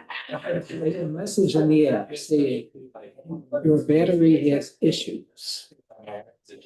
Contact service. You know, that's all. Yeah. And nothing in the dashboard, just the app. So I made an appointment, took it in Monday. Kendall in Eugene, and So how do people get into YouTube? so far I like them. There's a link on our website. People know this. I didn't know it. I didn't know. where I- Also, there's a link on the meeting. Here I'm on the council. I'm like, Oh, on YouTube, on YouTube. oh, no. Anyway, as of No, but I just hope our people. yes, Yeah, those that wanna go and I like seeing look at it, have their own time, you know. That's nice. They go, oh, that's a video. Yeah. So like in the minutes area, he's on it. shows There's sent the information. And, you know, when there's a battery issue, they just kick it upstairs to the engineers at Jesus. And they examine it and they send me, try this, I'm trying to remember what her. or replace that. Hmm. So they're waiting for instructions. I don't know, I'm trying to recall. what's out there. There was a second They, That- that will- they, that was on. they don't have a loan, but they also meet a rental. Yeah, they took in the shuttle bus over to Enterprise. And at Enterprise, they wanted to, Okay. I said, oh yeah, they're picking up the shuttle. All you have to do is pay that taxes. It was a day. And then, what the heck is this? So I complained, so no. They got the rental, the rental is, well, it's a GMC SUV. It's just crude. I mean, it's new. It's not in bad shape, but it just, yeah. Yeah, compared to what compared to you the used cars to. you've been driving. There, I'm ready when you are. All right. All right, we're ready to start again. So, all right, we'll come out of our recess, come back into session, and the first order of business in ongoing business is the Yahats Area Chamber Q4 report. And we do have the document, we've all read the document, and probably might have some questions. You want to give us a quick summary, Nicole? Right, yeah, so, I mean, Q4 seems like so long ago. It is. It was a pretty successful Q4, with June being the highest visitor count we had in the visitor center on record. So, same with July, so there's just tons of people in town, which is great, whereas January were the lowest. So we're just kind of seeing some big fluctuations, but, yeah, and then kind of, I'm sure everybody's like most excited there about the marketing plan and updates with that, so, we're. I'll interrupt you. In your report, I do very much appreciate that you're showing hotel occupancy rates associated with the event. Well, that's really important, to show that people from far away are coming and they're staying for more than one night most of the time, so, yeah, when we do that average, we get all the hotels in town and just do an average. Typically like the lowest numbers, the lowest it was, and the highest numbers, the highest that, in all the hotels. Yeah, so with the marketing plan, we kind of started moving forward with that a little bit before the end of the fiscal year, but I attached the new logo that they've been working on. Did you all get a chance to look at that? So we had worked with Verdant, and then also we looped Bobby into, so how we came up with that. And since that, the logo has been created, the next step is the branding, and once the branding is done, which is, the brand guide is gonna be finished very, very soon, then we can really hit the ground running on the website. The website is, like phase 1 in the marketing plan, we pretty much accomplished all of that in phase 1, so we're moving on to phase 2. With the completion being October, we're hoping October. But yes, we've had the crew come down for the 4th of July and do our first hero video, and I saw cuts of it, and it is amazing. So that should be finished in like a week and a half. So we'll be able to have that, and that's gonna be like a 3 to 5 minute video that we can post on our website. We can post it on social media, we can put it on the YouTube channel that they've already created for us. And even use it with OPB. It's very easily adaptable to all marketing avenues. So, and I can't show you guys, it's gonna be great. And they collected hundreds of photos during the 4th of July. I mean, they were here for 10 days, and we have them all, or they're getting them all uploaded now, and we've been like sorting them and tagging them so that they're easy to find. And then once it's all complete, then we'll send a link to you guys, so you have access to all of them too. And then all the businesses that they photographed, we will send the link of just their photos to them, so they will have access to them. Yeah, so just designing templates, developing templates for emails, and yeah, basically just push emails so that all the branding can be consistent with the Visigo has new branding, so. In October is when you expect like the website and all of the branding to be like linked Yeah. and logo out Yeah, to. so the branding is gonna be done well before the website's done, but Verdant really thinks that it's it's better to just launch everything at the same time, just kind of do this one big package. I'm like, let's launch the logo, it's so cool, but they wanna do it and it's part of it, they think it'll be a bigger, you know, explosion, and then we'll be able to move all of our social media onto that using the new logo and brand package, and then all of our push emails will all be with the same branding, and then Yachts will all have this really cohesive look and feel. So October would help us with the next January and February, which was so low this year. Yeah, exactly. And we are also working on winter marketing campaigns right now. And so once the branding's done, then all these emails and all the social media posts will all be based on these winter marketing campaigns. So I've got, you know, king tides and bringing people here in the winter time. So yeah, it'll be really cool. And hopefully January won't be as slow as it was this year. We will see. Do you guys That have might have been people just being afraid of what, not knowing what was coming. Yes. And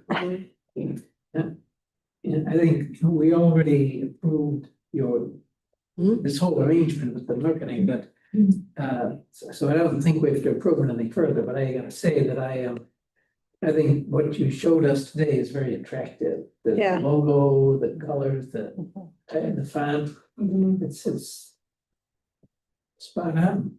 Thank you. Yeah. Yeah, I'm looking forward to see the campaign and see how far we can expand our reach, so. And we'll have, at the end of this quarter, Amara has created a database for us, and she will put all the social media and website statistics into this database that I will be sharing with you guys too.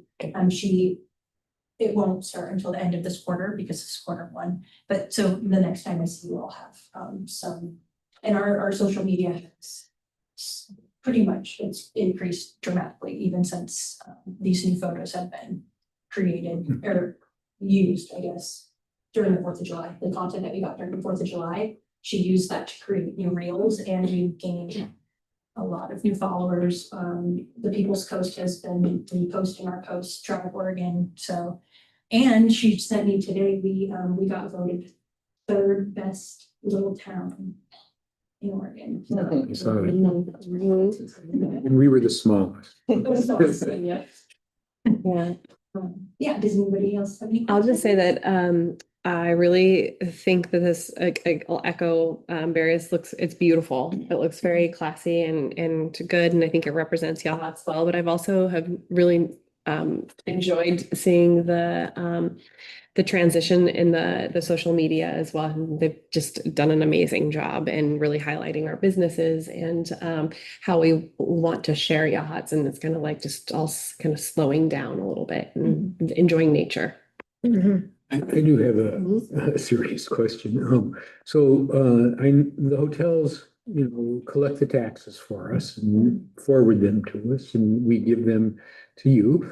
But are we able to collaborate with the hotels with this material and say, you also have a responsibility to market yourself?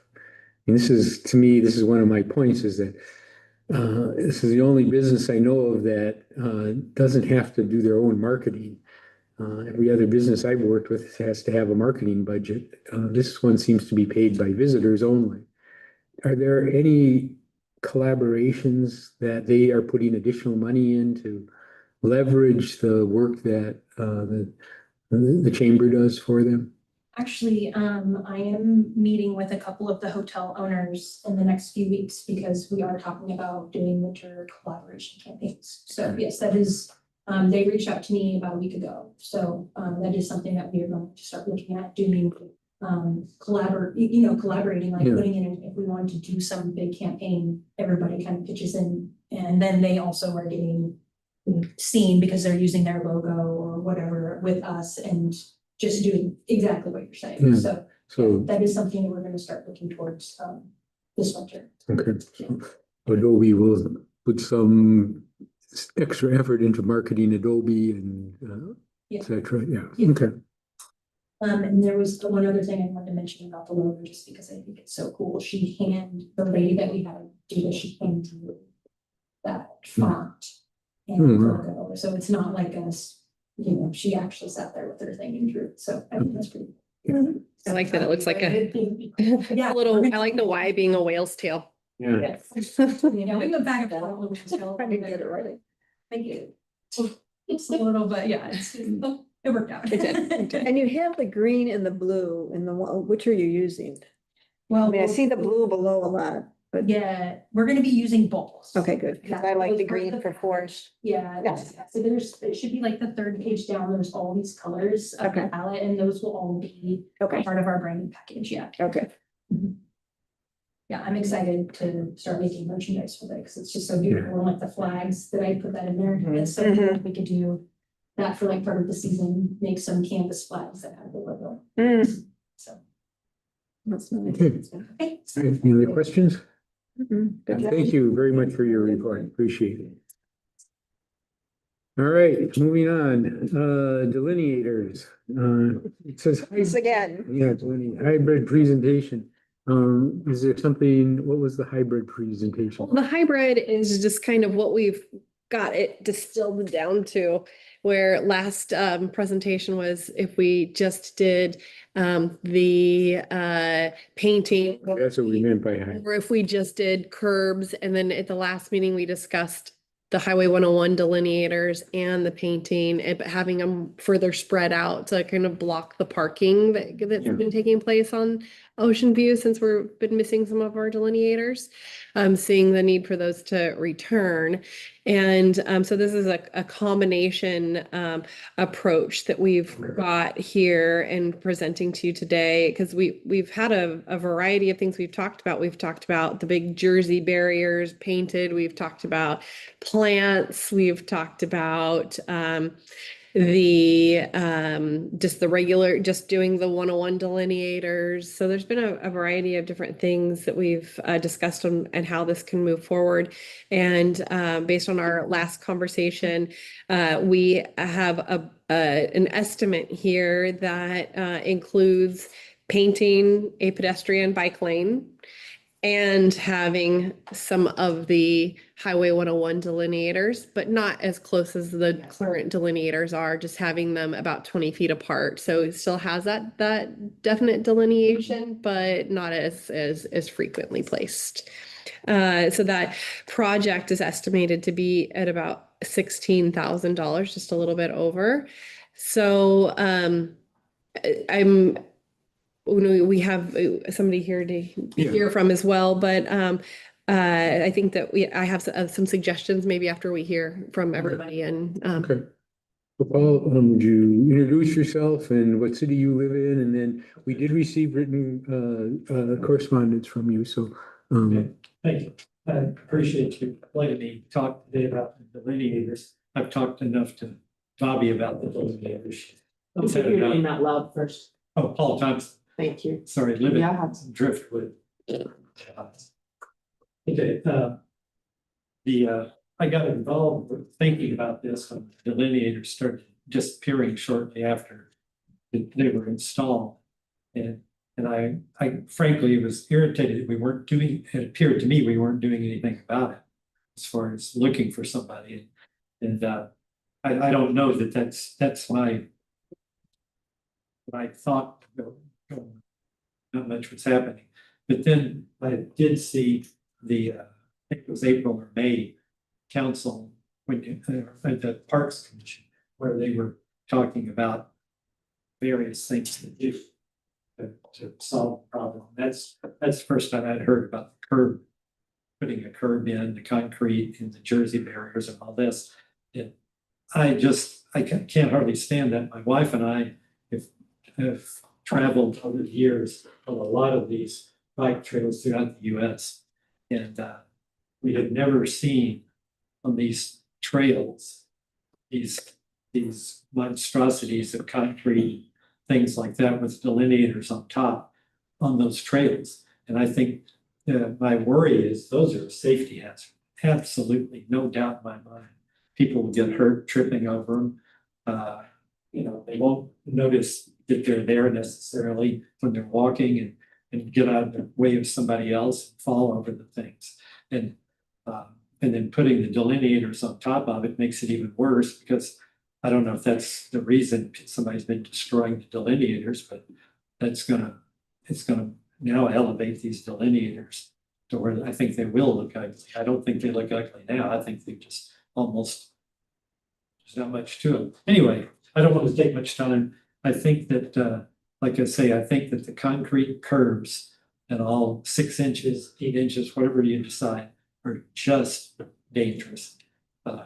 I've ridden my bike a lot to the post office down the trail, and I was so happy when the trail got put in there. I wasn't happy with the original, putting the little parks and all that. I didn't think that would work out. Well, I think that's worked out excellent. I think the whole thing is such a positive thing to have yachts, that little trail, even though it's kind of short. I mean, I'd like to make the trail go all the way around to 101 if I was keen. So, that's mainly, that's my whole concern, is the safety aspect of it. And the curb, putting the concrete in is expensive. I mean, that's, to me, is just not worth it. To put something in that you're gonna, after you get a few people hurt, you're gonna decide to pull it out, throw it away. So anyway, I think it'll be the one delineators, leave the white line that's there and do nothing else. I think there's no reason to do more than that. I think I like the pathway painting on the pavement, but I don't think that's worth the money either, because you'll have to redo it in a few years due to the nature of where we live.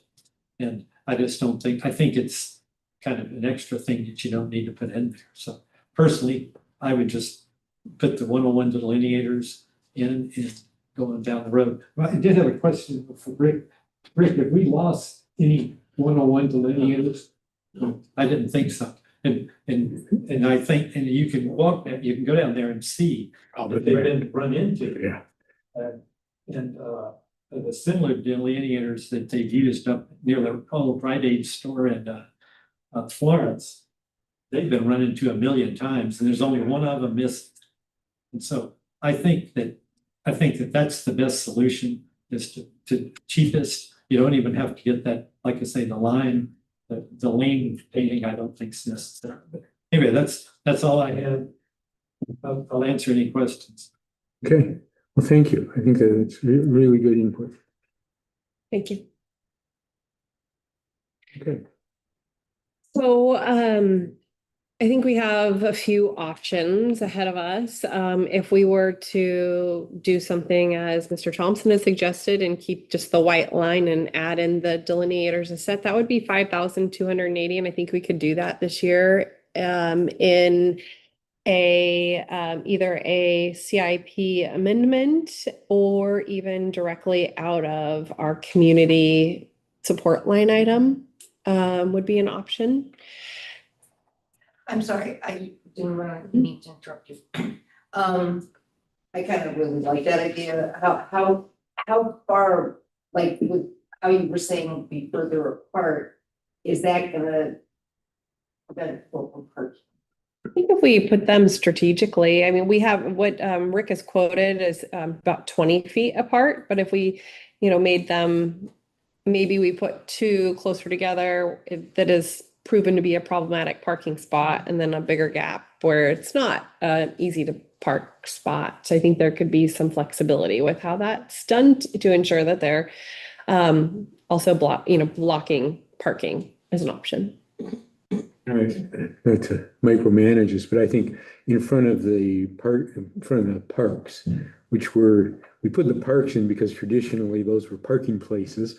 And there's some people that still think that they should be parking places. Mm-hmm. So maybe a little closer there. There's a few places, there's a curve that gives you a very nice view of Cape Perpetua. Seeing people pulling in and parking there. So maybe a little more strategically placed, but at least every 20 feet, I would say. And if we went with just the delineators, could we, up that budget and, include 20 more or 10 more for these strategic locations and still keep it? I think the regularity of it connotes to people that this is not a place that you drive. Right. And I agree that, it seems like just repainting that white line, like bright white, because I think it's a little faded right now. Instead of painting that's gonna crumble and look yucky and whatever. But if we were doing that, is there a possibility, you know, where all the cars park, looking over the bay on Ocean View? Mhm. I mean, sometimes I'm walking in the middle of the street because I cannot walk on the path. All right, I hear you. And I think I would very much like to see a long-term plan for that. We do have some thoughts from Kevin Shanley, who's a world-renowned landscape architect, has looked at that, and he provided thoughts, but it's a little premature, I think, once we get the walkway in along the ocean, then I think we start looking at the next phase. Okay. But yeah, I just I didn't know hear if we you. could add a couple of those. I hear you. When you do that, you're fighting something which is, I had to kind of talk to a couple people, especially during fishing season. People have been fishing there for 10,000 years. And so to start telling people, well, you can't park here because I want to walk here, but they've been fishing there for 40, 50 years. We need to be aware of that and allow some. Then, okay. Parking, I'm confused because I walk back all. Go by Pontiac, kind of between Pontiac and There's like a little pull off thing and there's there's. several. that. Yeah, and it's irritating as heck. It's like, yeah, I want to walk on a path that is part of the Oregon Coast Trail. It's not marked. Maybe that's something we could talk to the people that maintain Oregon Coast Trail and just put in some signs, say, you know, Oregon Coast Trail, walking trail, hiking trail. So, yeah, it's irritating. Anyway, back to, that's. Yeah, sorry. I was just trying to. You should have kicked me. I recently took an adventure to another city and noticed that in some of their more condensed areas, they had slow streets. And it was a mixed use street where you would drive down and right at the beginning on each side of the street, it had a couple delineators. You could still drive on it, a couple delineators, and it said slow street, and it had pictures of bikes and people and cars, all mixed use. And you just had to go slow because people are going to be walking right down the middle of it or biking right down the middle of it. But you also a vehicle would go down it as well. I thought it was an interesting concept to explore, but I like separating them, and my thinking has changed quite a bit on this. I think we're okay with just putting in the highway delineators, and then repainting. And I'd like to see a few more of the little biking and light walking paintings, just so that it's a little more clear. Can we do with the painting with the people putting in the paint? Now you can laugh at me and I'll make this quick. The painting, I just think we're such a quirky town. It'd be great to put clothes on. Great. I mean, to put some color into it, like have us, I don't know. I think if we had our artists get involved, they could do something that would make us a little unique as opposed to have a white man walking, no offense. Three of them. I like that. Yeah, we can put, yeah, I think that would be appropriate if you could find somebody that, but then you have this thing where I don't want to be looking at a lot of bright colors. I'm looking at the ocean. Oh, well, there we want to be walking. That's on the ground. This quote for painting a pedestrian lane, the 8,900. So what is that meaning? Is it like that heat transfer paint that sticks really well and it's just symbols? Is it solid paint? Like what is that? You know, roll on. I should take my thing. They take a real clean surf. Yeah. Oh, we're gonna clean this up. Okay, so maybe some of the cost is like prepping or, Well, that's staff. okay. But the paint will stick really good once it's. And then, so is it just like, Of it too, though. It's made for- 3 years. You would have. and so is this almost 9,000 like a solid color, but we could just do emblems Instead. and be cheaper? Okay. Yeah, and the green paint is what they do in like Portland. Yeah. They started out with blue and then they realized you couldn't see it in the rain. Switched to green. It would be very similar. Yeah. Mhm. So I'm hearing kind of consensus that we start certainly with just the highway grade delineators. I'm surprised they're only $48 each. But, and then the city labor to install them. Yeah, that's another, I got it represented. $40. $40 each. For city labor to install. Wait, sign, or. And yeah, we paint the white line and put in, make sure we have adequate number and maybe some fun indicators that it's biking and pedestrian. Yeah, I mean, bike, That would be kind of fun to put a bike on there. Well, yeah, because you can do bike, Yeah. people, dogs. yeah, and I think it'd be good to have I'm sure Catherine and I could do this in the cold world. Do it. Okay. Lion. all right, so is that enough direction for you to get going? You wanted. So make this happen and figure out how to pay for it. It's my, Yeah, if we can keep it under 8, I'm sorry, under 10, so it's not a capital project, I think that would be. 5 is technically our capital project. Oh, that's right, thank you. But I think we can do some restructuring and some of our reassigning of capital funds with what we looked at last. Okay, do we need to vote on it then? I don't think so, no. Okay. Mm-mm. Okay, Just, or vote to tell me to go ahead and do this, and then I can go from there and, okay. yeah. I know, one other question for Rick. Mhm. Where the current delineators are, once they're removed, if they already haven't been removed, will it be difficult to make the ground smooth again? It'll be smooth, but there's gonna be Scar. because there was a heat patch that went down that was stuck it on there. We won't be able to get all of that heat patch off. It'll be discolored a little bit, but the pavement will be all the same. There's no. I mean, in terms of somebody tripping. No, because we'll pull up the whole. Well, they're gonna leave the base there. And 16 that we do. that's why there would be the black marks where the base used. And we'll probably go away with trying. Yeah, we'll just leave those on.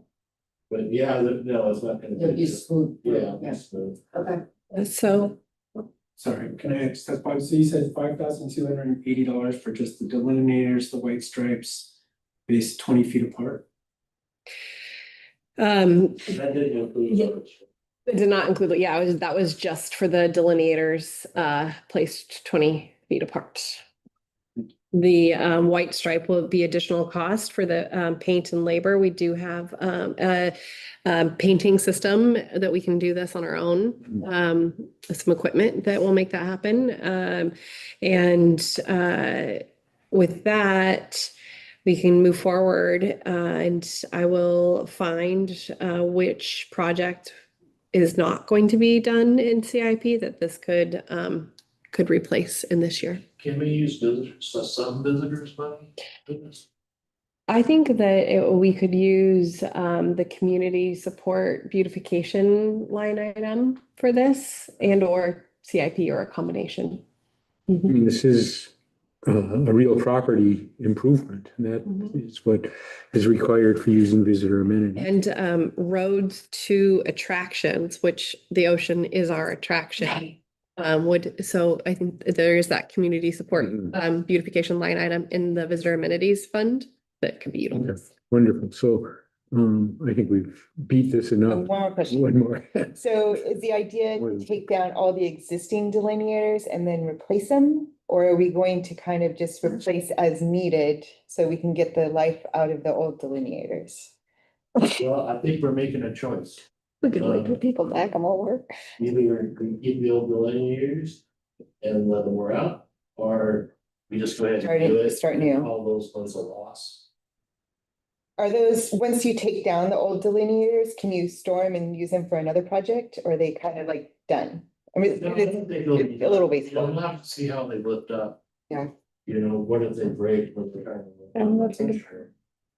But yeah, we'll keep stuff around. Yeah. That's why they. And in the budget, can we maybe think about a camera or two? along the way, maybe in coordination with the sheriff's deputy. We did get a video of the person that was intentionally destroying them, but I think, yeah, there were minor incidences. Then we had the one major that took out about 15, 30, I can't remember, a whole bunch. And, but we didn't have a camera in a good angle, so maybe we can think about that.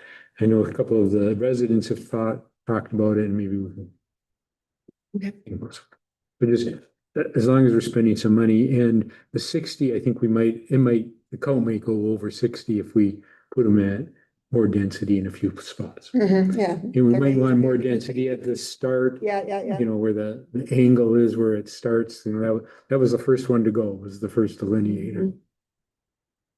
Rick and I will get together and make a. Yeah, you figure it out. Got it. Okay, do we need a vote to approve the city manager and staff to address the delineators as discussed? So moved. All right, all those in favor say aye. Aye. Okay, thank you. All right, on the next page, pavilion. Good. Talk about big ticket items. Thank you. Yeah, thanks, Bob.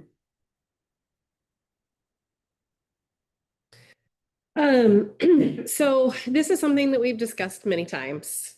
And this is kind of bringing it to the point for you guys to decide to do it. And we've decided to do the repair already, but this is going to be the point where you decide to do it in this fiscal year or next fiscal year. And the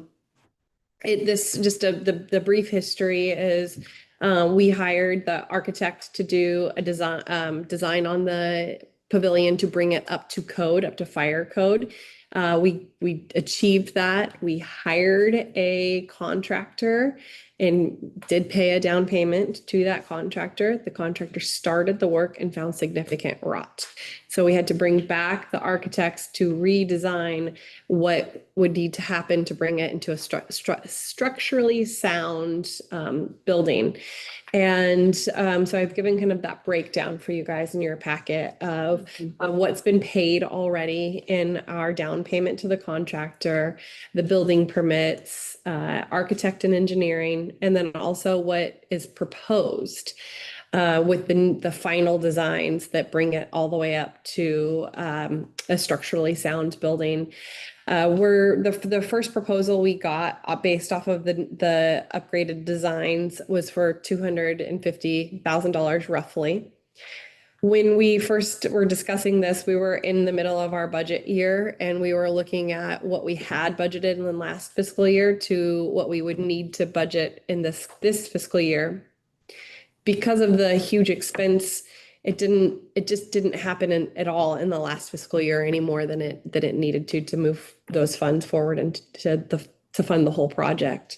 So if we were to start the project now, what we would need to do is go out to bid for it because of the high level cost. It puts us into the procurement laws of needing to go to a full bidding process. And we would need to add $140,000 to our current budgeted amount, which is $160,000. So that would increase what we have in our capital improvement budget from 160 to 300,000 roughly to do the project in this fiscal year. I think about the timing of it all, and if we were to go forward with it all, it still wouldn't all happen until spring just because of the timing of that it will take to do the RFP, to do the bidding, then waiting for weather to be right because it's going to hit us into the winter time when we get all of our bidding process going. That gets us into a spring completion time if we were to start now. If we waited until next fiscal year and just budgeted for it fully in the next fiscal year, we could still start in about May, when we're working on our budget and we know that that's been approved, we could probably start with our RFPs and our building our contract and everything. So that when the a budget was adopted that included the full amount, that we could start building in that summertime period.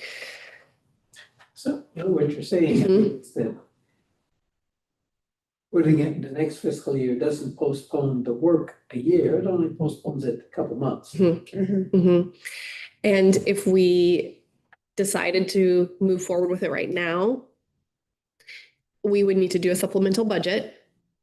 If we waited, we could just prepare everything so we could hit go in July. I think it's important to realize that this is an asset of the cities, and we do want to put our energy into fixing it up and making it usable. But we do also have a lot of projects happening right now also. So I don't think it would be detrimental to wait until next fiscal year. We wouldn't have it ready for the full summer regardless. Because if they didn't start till spring, Yeah, we wouldn't have it for summer. So regardless, we won't have it for next summer. potentially. Isn't there an option to use the 110, start next June, spend that 100 and, get started and then finish it up? We could, How long do we have any idea how long this is gonna take? 6 months? I would say probably 4 to 6 months work. I mean, just, I mean, we've done some Five to 6 months. we've done some projects straddling before. We were doing it right now with the library and the Little Log Church Museum. We were kind of straddling that fiscal year with the project length and budgeting. So we could look at doing that again for this next year. And just work with that contractor and say, we only have this amount to spend during this fiscal year. So we wouldn't start the building then probably until later spring. So then we wouldn't expend the full amount. So we could balance. That's a goal. Fall then. Yeah, for Mushroom Festival. What I are the think big that- projects we have coming up? I mean, we know the Little Log Church, we know the library. And we are en route with those right now. Though they hopefully will be being wrapped up around that springtime. So it'd be completing those and then Do we have going anything else? into this. Anything else that we're, If all goes well, we could be looking at a boardwalk start in the spring if we are successful completely with our grant that we've applied for through the state park. So that's a big project that's on the horizon as well. and the boardwalk, we're gonna, once we get all the bids and whatever, we're still gonna come back and look at that, because I do have concern about putting that platform on. It's gonna cost a lot of money. And that's money we could use for something else. And having drunk people come out of a bar with a platform right across the street, I don't know, that just says to me problems, but that's just me. I just think that's a lot of money to spend. It's there for safety. We need the boardwalk. I have no problem with that. I don't know that we need that. If we're really looking at money and we're taking it seriously, do we need to spend $100,000 for a platform? I don't know. I mean, I think that's something that needs to be discussed. I'm just saying, it concerns me that I keep hearing from people, you're spending too much money. One of my neighbors got going on me the other day. I'm down because she hates the library. I'm like, get a grip. I'm such a good neighbor. Because I did say get a grip. We need a library. Question about this though. But What happens to the down payment we've given to the one contractor if we still have to go out and get new bids? We will have to go out to get new bids, and he has indicated that he will bid. But what If he doesn't win the bid, then he'll have to repay that. Okay. how much is that? 26,000? It's a lot. It's a lot. I mean, is that part of the contract already that he has to pay it back? It's been in discussion. It was not part of the contract that he signed. So it's definitely part of the discussion, and it's definitely a consideration. And that was part of that contract that was set for the code amendment. And he did start the work on it, and that's where the rock was Right. discovered. So that is gonna have to take a lot more further conversation when we get to that point, especially of who won the bid and what happens. And given the scope of what we're talking about now, I'm not sure that that contractor is qualified, frankly. Mhm. Mhm. I mean, it's, how many, we're talking, there's probably gonna be a crew of, 10 people or 8 people that are gonna be needed to do this project, at least initially. I don't think that he has a crew. Well, if he puts the bid in, I guess we'll know. What I would like my next steps to be for that would be for us to have a set plan of what we're gonna happen, if we're gonna either go forth and try to straddle the fiscal year, if we're gonna make a supplemental budget, or if we're gonna wait till next fiscal year. I'd like to have that like a solid plan, and then I can go to him and I can say, this is what has to happen so that you're applicable for the next bidding process, the next step. I think we should try to have it ready by fall. And so maybe straddling the years would be good. Because we're missing out on a lot of use.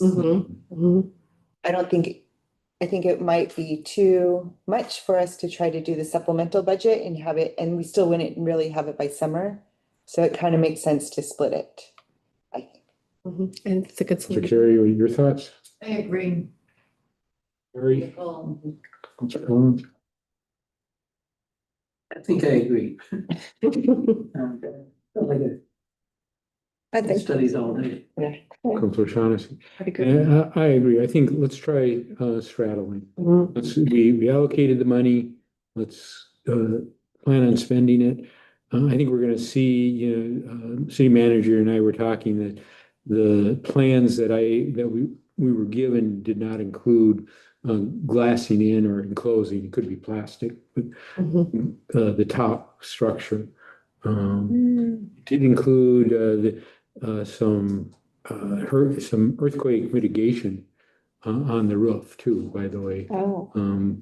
I talked to one of our local architects who was concerned that the way the roof was constructed, it was nailed together, but now current code would say it needs some additional bolts and bracing.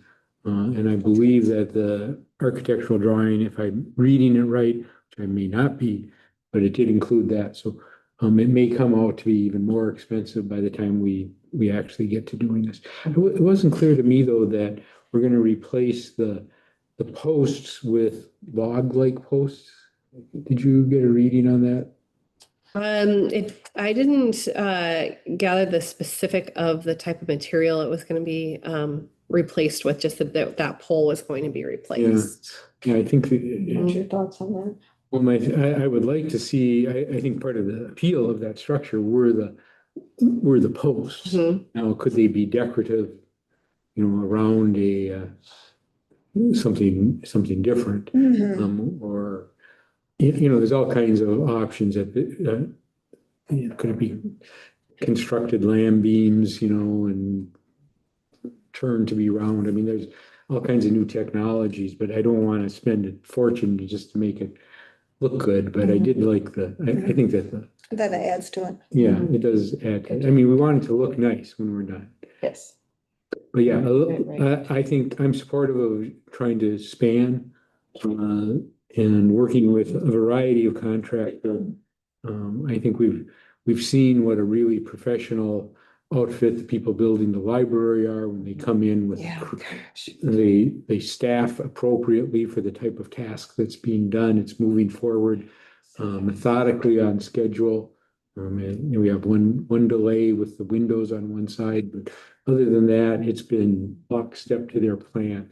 And They've been a great company to work yeah, for. It and helps if they're staying across the street. It's good. well, but they were willing to take on that cost in order to, because they understood how complicated the project was and how important it was to have a project manager right on it. Well, I've been impressed of how they leave the work site, because I walk really, as you know, early in the morning. I've never walked by that, but it's just I mean, every now and then, but most of them are just like horrible messes. They just throw things in a pile, knowing they really have done a good job of, oh my gosh, this is swept and Yeah, everything's in no, place. I agree. And I think if we put this out for bid, at these kinds of numbers, we're gonna get some, hopefully we'll get some good professionalized construction companies that will come in, do a really good job for us. Mhm.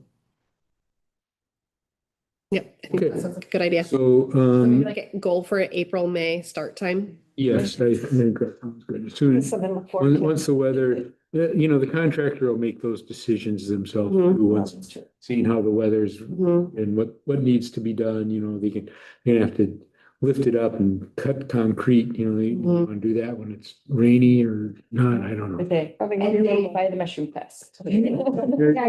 A goal, there, I like that. I like that. Okay, so, let's, Good discussion. yeah, it's been a very good discussion, but let's, can we, give get a vote to, do we need a vote on here? But we should vote to say, direct the city manager to, proceed with a split, budget year, but to, start the process of getting the pavilion started, in the spring. All those in favor? Aye. Okay, Thank you. I'll move forward. all right, we're 1.5 hours into this. Community grants application process. See you the whole time. Yeah, I don't think, So, someone. we're gonna have any riots. This would be exciting. I have to admit, my God. This is sausage meat. Community grants application process. We took a look at that. Oh, here we go. City manager, I think I assume we've all read it. Yeah, so I can just give a brief synopsis really quick on that. This is something that we looked at earlier in April. And we heard from some of the community members and I made some edits based off of that. And I also confirmed the amount that we would contribute for the application pools pending your approval. And so what I did, I made changes on the application and the guideline and the description of it to where it was not so specific to project, but it could be for organizational support, organization support. So they can use it for admin or marketing. It didn't have to be so specific to a project. And I put a limit of $50,000 to this, $25,000 for projects enhancing visitor promotion and $25,000 for general community projects and organizational support. Those are the big changes that have been made on these two this project to fine tune it for approval and pending your approval. I'd like to put the applications out in September and have it open until maybe for about a month, maybe 2 months, just to give plenty of time for everybody to know that it's out there. And this is the time that they get to apply for it. And I will have a review committee and review process, and then we'll bring the suggested applicant awardees to you to do final approval on. I don't see anything that says organizational strength. Am I looking? Organizational support or? Yeah, I don't see any. It's all this Organizational activities designed to make grant, and then it's down here. 25, I must be For looking at it. organizational support. So the community development grant. Okay, I'm looking at the more specific. Oh, the development fund. Maybe. Okay, thank you. My question would be, should we allow, so, what if you went to 27, what if you had requests for 27 in one area and 23 in another? I don't know that you need to have it as rigorous as that even split. That's what I was gonna mention. Maybe you just have the 50,000 and it Mhm. could go to one of these two categories. Or Okay. roughly So- divided. I mean, I think it would be up to that committee. Okay. Well, and they're coming from two different parts of the budget though. So does that make a difference? No, we would just allocate it properly. Mhm. That would be my only comment. Otherwise, I think this is very good and you should go forth and prosper. The only thing I would do is where it says, what gives a definition for projects enhancing visitor promotion and for general community projects and organizational support. Think there needs to be a little explanation for what you mean by that. I mean, in a way you can kind of see it, but On another document, it has it, the City of Yahat's Community Development Fund, it breaks it down, because there's two documents supporting the resolution. I didn't see the other one. Then they've done what I wanted. It's done.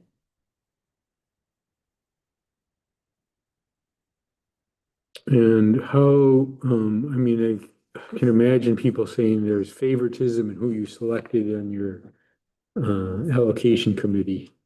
How do you propose dealing with that? You know, I had contemplated having people from outside the city Okay. participate in that. That was my thought. Maybe one or two people from the city, but also a couple people maybe from the county or something that could participate. Excellent, excellent thought. Because I was also thinking about that. How am I going to choose people who aren't some way tied to something? It's a way to be I think, and so did Newport, both of them have good projects in terms, I mean, community efforts like this in terms of, you know, I talked about these. I mean, you may want to go farther than that, but I think there are people, I think that's a good idea. Yeah. I did set the maximum grant request per project or per grant. I should change that to wording, but as 15,000 is like the maximum per one organization. And this is for organizations that are not already receiving funding from the city as in a budgeted. Yes. But someone comes in and they ask for 15,000, they explain what they're doing and you think it's worth 10,000. You give them less. I mean, I was on a committee like that. You could say, you know, they want 15, but as I look at this, I think. I would say absolutely. Yeah. I think it's open enough in the guidelines that. Yeah. It's We could- discretion. To be surprised. I can add that detail. That's what that happens to all the grants we apply for. Yeah, and that, Yeah. you can add that to the paragraph where it says, the grant committee can recommend a higher amount or lower amount. Higher. Project.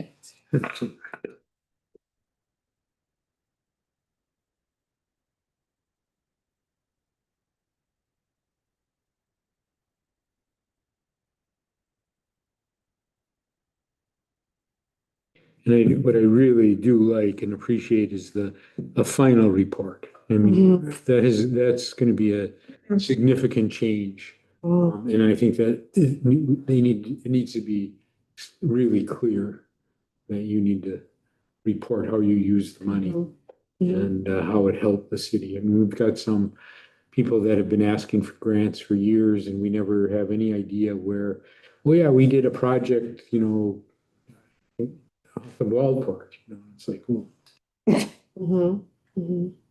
What I really like about this is that it we can advertise it and everybody knows it's an option. All nonprofits know it's an option, and that it'll just have an equal opportunity for all nonprofits to receive support from the city, and one-time ask versus me getting kind of pressured into these random requests that come in at different times and an obligation because they've asked. So for me, I'm really looking forward to having this as a set process to granting funds to support organizations. I think though there should be a 6-month.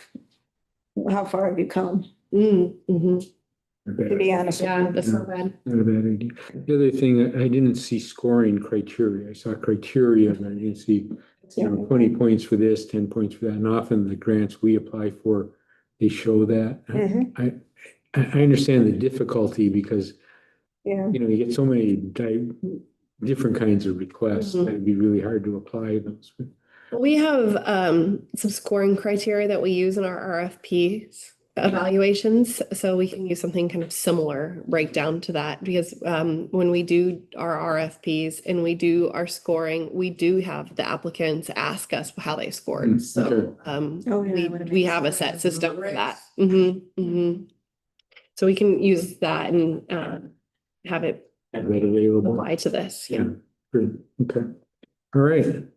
Well, I think that this is an administrative effort, an initiative, and I commend the city manager for thinking about this and coming up with this. We've already kind of asked for this to be done, so. So it would be yearly or where are we at now, August, September kind of timeline, or? So what I'm hoping for is to do a news release and make sure and, you know, put it in our newsletter and on our social media and the different aspects so people know that it's available. And my goal is to have it go out in September. Okay, but then for them to know that it's an annual. I think September seems like an appropriate time since it'll be in align with our new fiscal year and kind of it'll get us set into our fiscal year and then we can start that process in September. I think it seems like a good time frame for the work.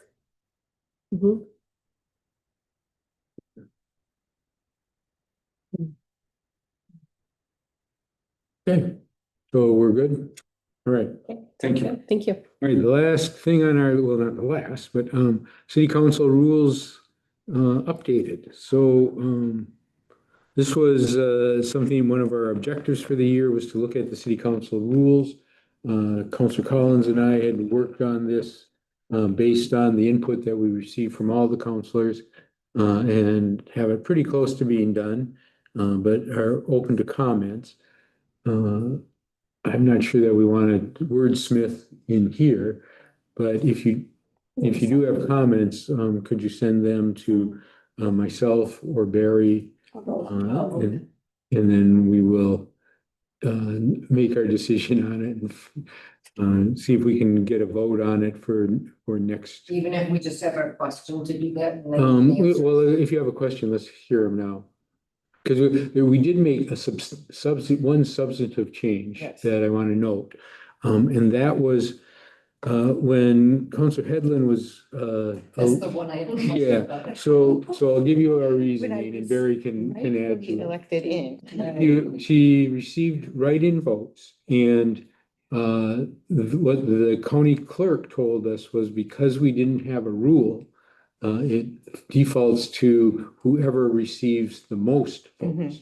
And that, so don't get me wrong, I am absolutely delighted that council. Really lucky. We did get really lucky because it could be, we got It could have somebody been, that. yeah. So what our reasoning was is that in order to qualify to run for a council position is you have to gather 20 citizens' signatures. And that's what the 5% was it? The 26, that's the existing rule. Right. Just to get on the ballot. Just to get on the ballot. But- So we calculated out that in order to be elected based on write-in votes, you had to come close to that 20 write-ins. That's the logic behind it. But that's, What does it say? I I don't mean, have it's it. not saying that. My question was, this is under 2.2. Does this eliminate write-in votes? Like, no, not eliminate them, but eliminate the rules that we luckily got Nicole by. Does it eliminate their power to bring just anybody in by how we worded this here? It should say that you need to get at least, doesn't it? What's it say? Read it. I don't So know. should a council position become vacant due to resignation, illness, death, or other factor, or when an open seat is not filled in a general election, the council will solicit candidates to fill the remaining term of the open position. The council will discuss each candidate's qualifications and merits and subsequently vote to select a single candidate. Vote totals will be public. The selected candidates will immediately be sworn in and seated. It's not for the write-in, that's That's what it is now. Yeah.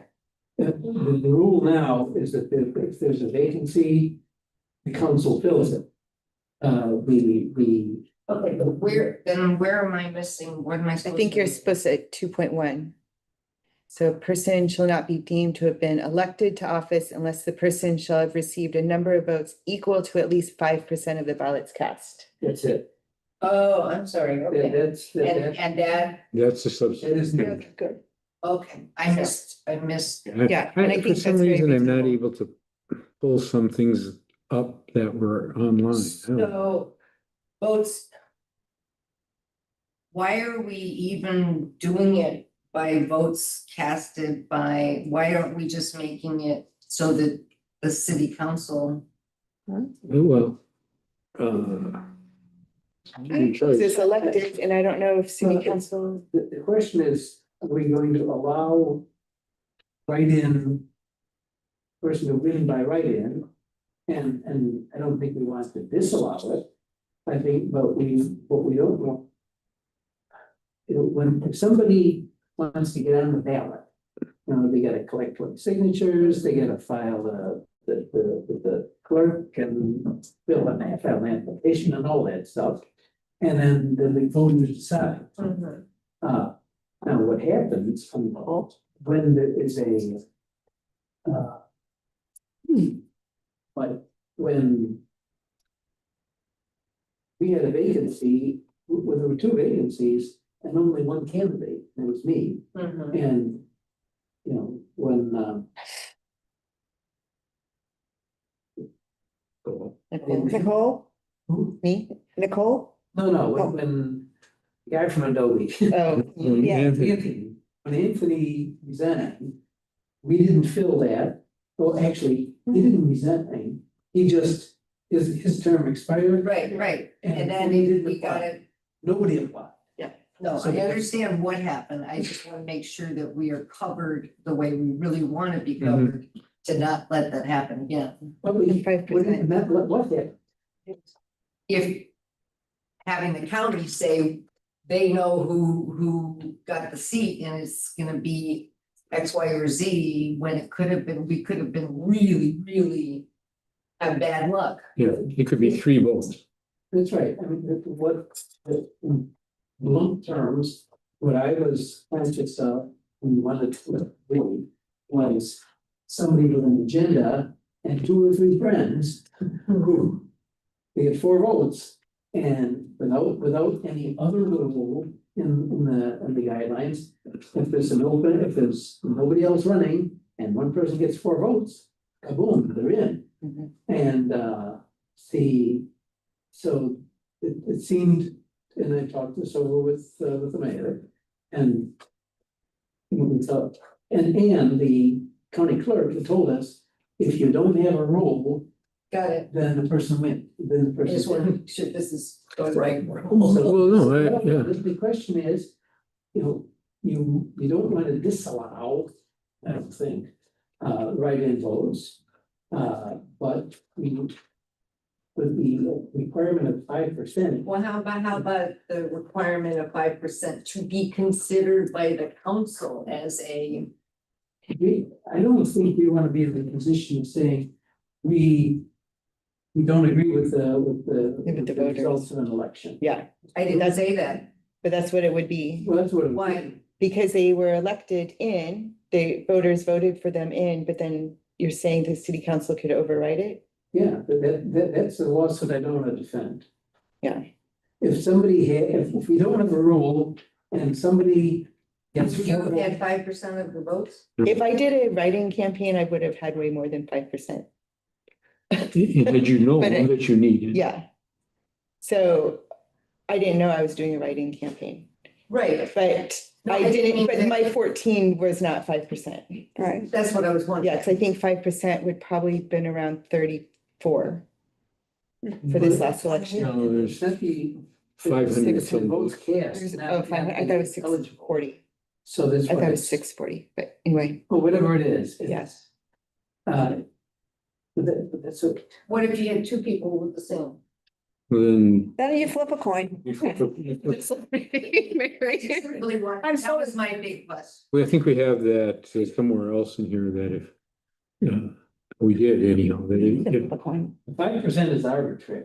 The question is, if somebody who's got an agenda wants to get on the council and knows they don't have enough votes to win to win an election if they Ran.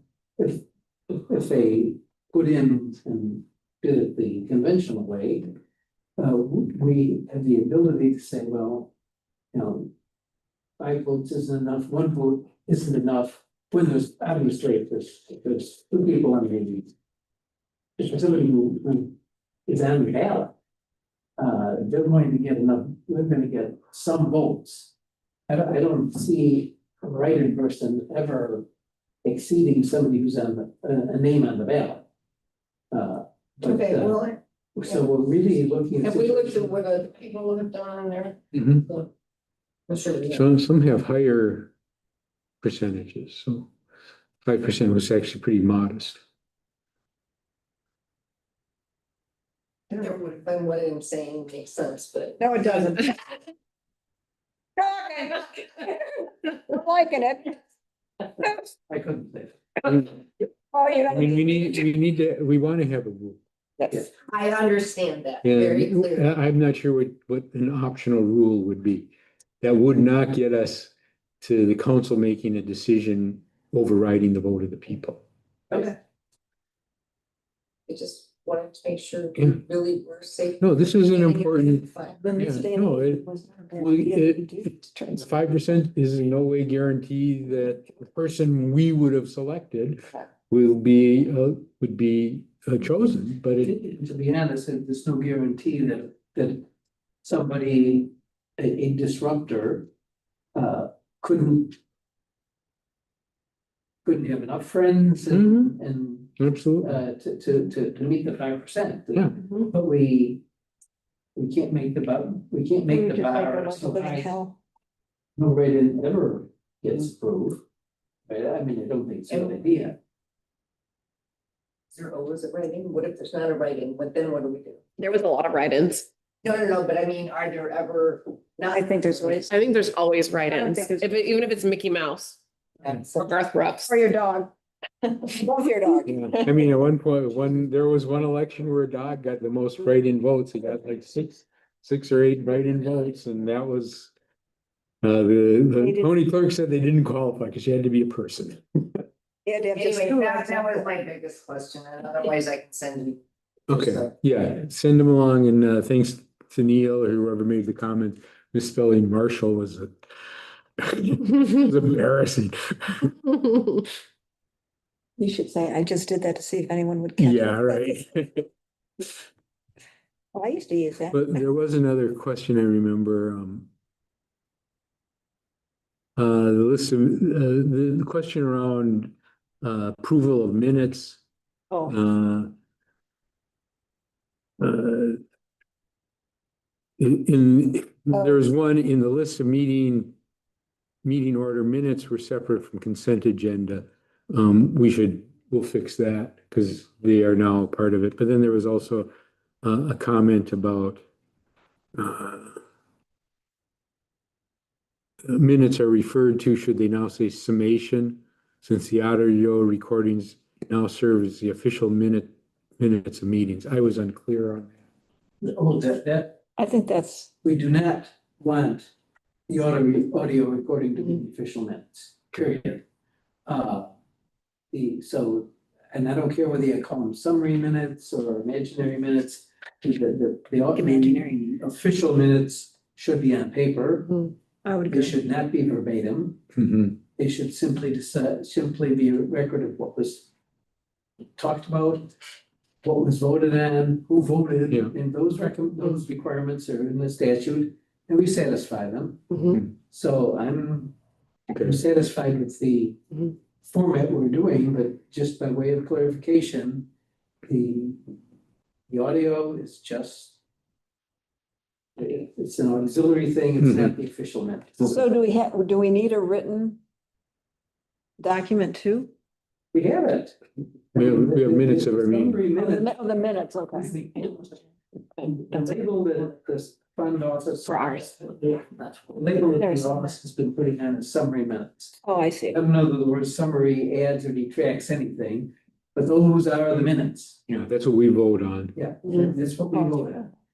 And those are the things that must satisfy the requirements of the statute, which, you know. Yeah, who voted Yeah, and so forth. And people can request to have a hard copy? People can Or say can- absolutely yeah. request that document. Right. And because but our recording is a document. It's not the official minutes, but our recording is there, and people who want to request the recording can get it too. Right, that's all. But for Thank the you. purposes of Something being like a a read. permanent record that we keep forever, because we don't keep recordings forever. Right. Permanent record that gets kept forever, it's gonna be written minutes. Right now, we call them summary, and like say the label doesn't matter, but it satisfies the requirements. Right. It's signed by the mayor. It's good. okay. But that, In conflict of interest, reference to ethics document, we can certainly do that. By the way, in the 26th session, legislative session, they're probably going to take up some ethics discussion with the Ethics Commission, because there's a case that they ruled that discussions with a journalist constituted a serial meeting. That was nuts. And Absolutely nuts. yes, and that's why there's going to be hearings on it with the legislators and the. Tell you what the logic is, because if you think about the logic, it's like everything's a serial meeting now. The serial meeting is when, you know, outside of the context of a meeting, I send Bobby an email, and she sends it to everybody else, so everybody's opinion gets. That's a serial meeting. Right. Well, if you take that logic and say, I talked to a reporter, he puts it in public media, and then the rest of the council can see your opinion, and, you know, it's crazy. Just to think that is equivalent to. that is crazy. Serial. Speaking of that, I was thinking about that last night, when we all go up to Portland, how do we actually go to dinner together, or how do we actually? We don't talk about. We don't talk about business. Business. So, We talk about our journalists. No, we talk about what we learned. So I can have a meeting with you and tell you, this is what's on the agenda. I can have a meeting with you and say, this is what's on the agenda, you, and you, and to give the same information, and that's fine. But I can't go to you and say, the mayor wants to raise this 5%. What do you think? And well, Barry said this, and you know, like I can't like give that kind of information that would sway your opinion. Serial meeting. To that point, Catherine. The definition That they intended to prevent, but it's been expanded ridiculously. To Bobby's point, you should send your comments to Bobby. She can consolidate, and anybody else that she can consolidate. This? She will consolidate the comments and send them to me. Yeah. And then, I'm not sure if that's still a serial meeting. I think when you have comments, then you comment to Bob. I mean, you don't email you don't put everyone on that button, on that email, you know, if Bobby sends something out to all of us, I just respond to Bobby. Yes. I do not respond to everyone else. No. My knowledge is then you've made it. They can be sent BCC, but they can't be sent copies. Okay, all right, so we're in pretty good shape then. Any other improvements or suggestions? Send the comments to Bobby. We're gonna wrap this up. I'd say that we're probably at 90% on this document. I thought it was looking Nicole, as the newest counselor, do you find it helpful? Yeah, so it's way improved from the last one. So I thought it looked good. yeah, it's much clearer and it makes a lot more sense. Yeah. So, I thought so too. Very well done. It's good to have a lawyer. Good to have, yeah, thank It's you. like in English. Yeah, well, thank you, Barry. Writing in big rooms. There was a minimum amount of Latin in here. All right, okay, so that's how we're gonna proceed, and we're gonna publish after we get your comments. This is not an official city document, this is the rules of the council. So I don't believe it has to be approved or voted on, our own rules. Mhm. Okay, anything else? Oh, from the mayor. I know you're all tired. This is cool. We got our, if you looked at your, What is this? this needs a picture. If you looked at your, okay, if you looked at, Dahl's newest, recycle newsletter, they have expanded what can be recycled. And it now includes, starting now. And I called, Dave Larsmont to confirm this. So now you can recycle these kinds of cardboardy, containers. You can recycle hard plastic yogurt containers, even the small ones, but make sure they're not the soft Yeah. one, but this hard plastic. You can now recycle hard plastic. No, you could not. And there are soft plastic ones that they make, but you can't recycle those. Yeah, they. And you can, More. one more. Where to go? Oh, here it is. And you can recycle, the official name of these is Tetra Pak. Kind of waxy on the outside. It actually says Tetra Pak on the side, but they're safety sealed. So and they're hard to recycle, but they now are taking, so, this is the new recycle. And just a total sidebar, indulge me, in many parts of the world, milk comes in these. Yeah. And think about it, you don't have to refrigerate the truck. Yeah. You don't have to refrigerate it in the store. You can buy almond. You can buy other milks, but no, the milk is usually sold in these things. The only downside is if you wanted a gallon of milk, you'd have to buy 4 of them. I think we need You to. can buy like almond milk and stuff like that, oat milk. Yeah, and now you can recycle the container. I think we should do tip-a-thon, and this would be our first one. All right. That's going on Facebook and in our newsletter. I'm excited. Hey, what I told Dave is we're finally up to 1987 in the big cities, so. Excited. I think. Well, I mean, the cost of garbage pickup keeps going up. And so now, okay, at least you can recycle more stuff. And on the solid waste tour. Yes. Watch, being at the recycle center and seeing how they do it, why they can't do this, and can't do that, but with some more money and more equipment, and they can handle more stuff. It's very fascinating, and I became much more scrupulous about what I put in the recycle bin. I'll go on that too. But I hadn't seen that. I knew it was coming. I didn't know. Yeah, it's already here and it's based on House Bill, I don't know, 7151 or something, whatever. I did an approval here. Yes. And at the city level for Dahl to be our approved collector for the Recycling Modernization Act. We'll pay the What city. do you know of it? I think it's everything that you could recycle. Yes. No, what is Yes. it? What are they? Styrofoam. I look up the old article by the yacht, it's new. It's. Is there new things you can't recycle? Yeah, you can't recycle tinfoil anymore, and you I didn't can't know. recycle. I never did that.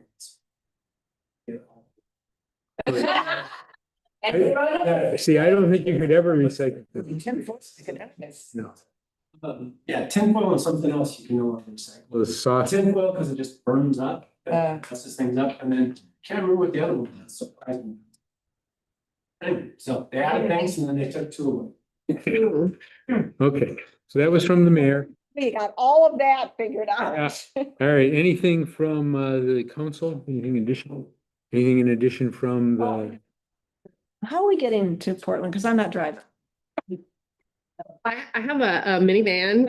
Anybody is welcome to jump in with me. Can't go if I drive my car. Yeah, I get very. I'm happy to drive anybody up. I get very. And I'll be driving because. Chicago, I'm gonna drive in Portland. Yeah. I'm gonna end up on a bridge. Seriously, every time I've gotten lost, I'm like on a bridge. I'm like, bridge. There's a lot of bridges. We can arrange. 17 bridges. And. That's good for the environment. For the environment. If it's my electric car. It's like, Sing songs up there. We can do the alphabet game. should we? Oh, Okay, so nothing else from anybody? The meeting of August 20th, 2020.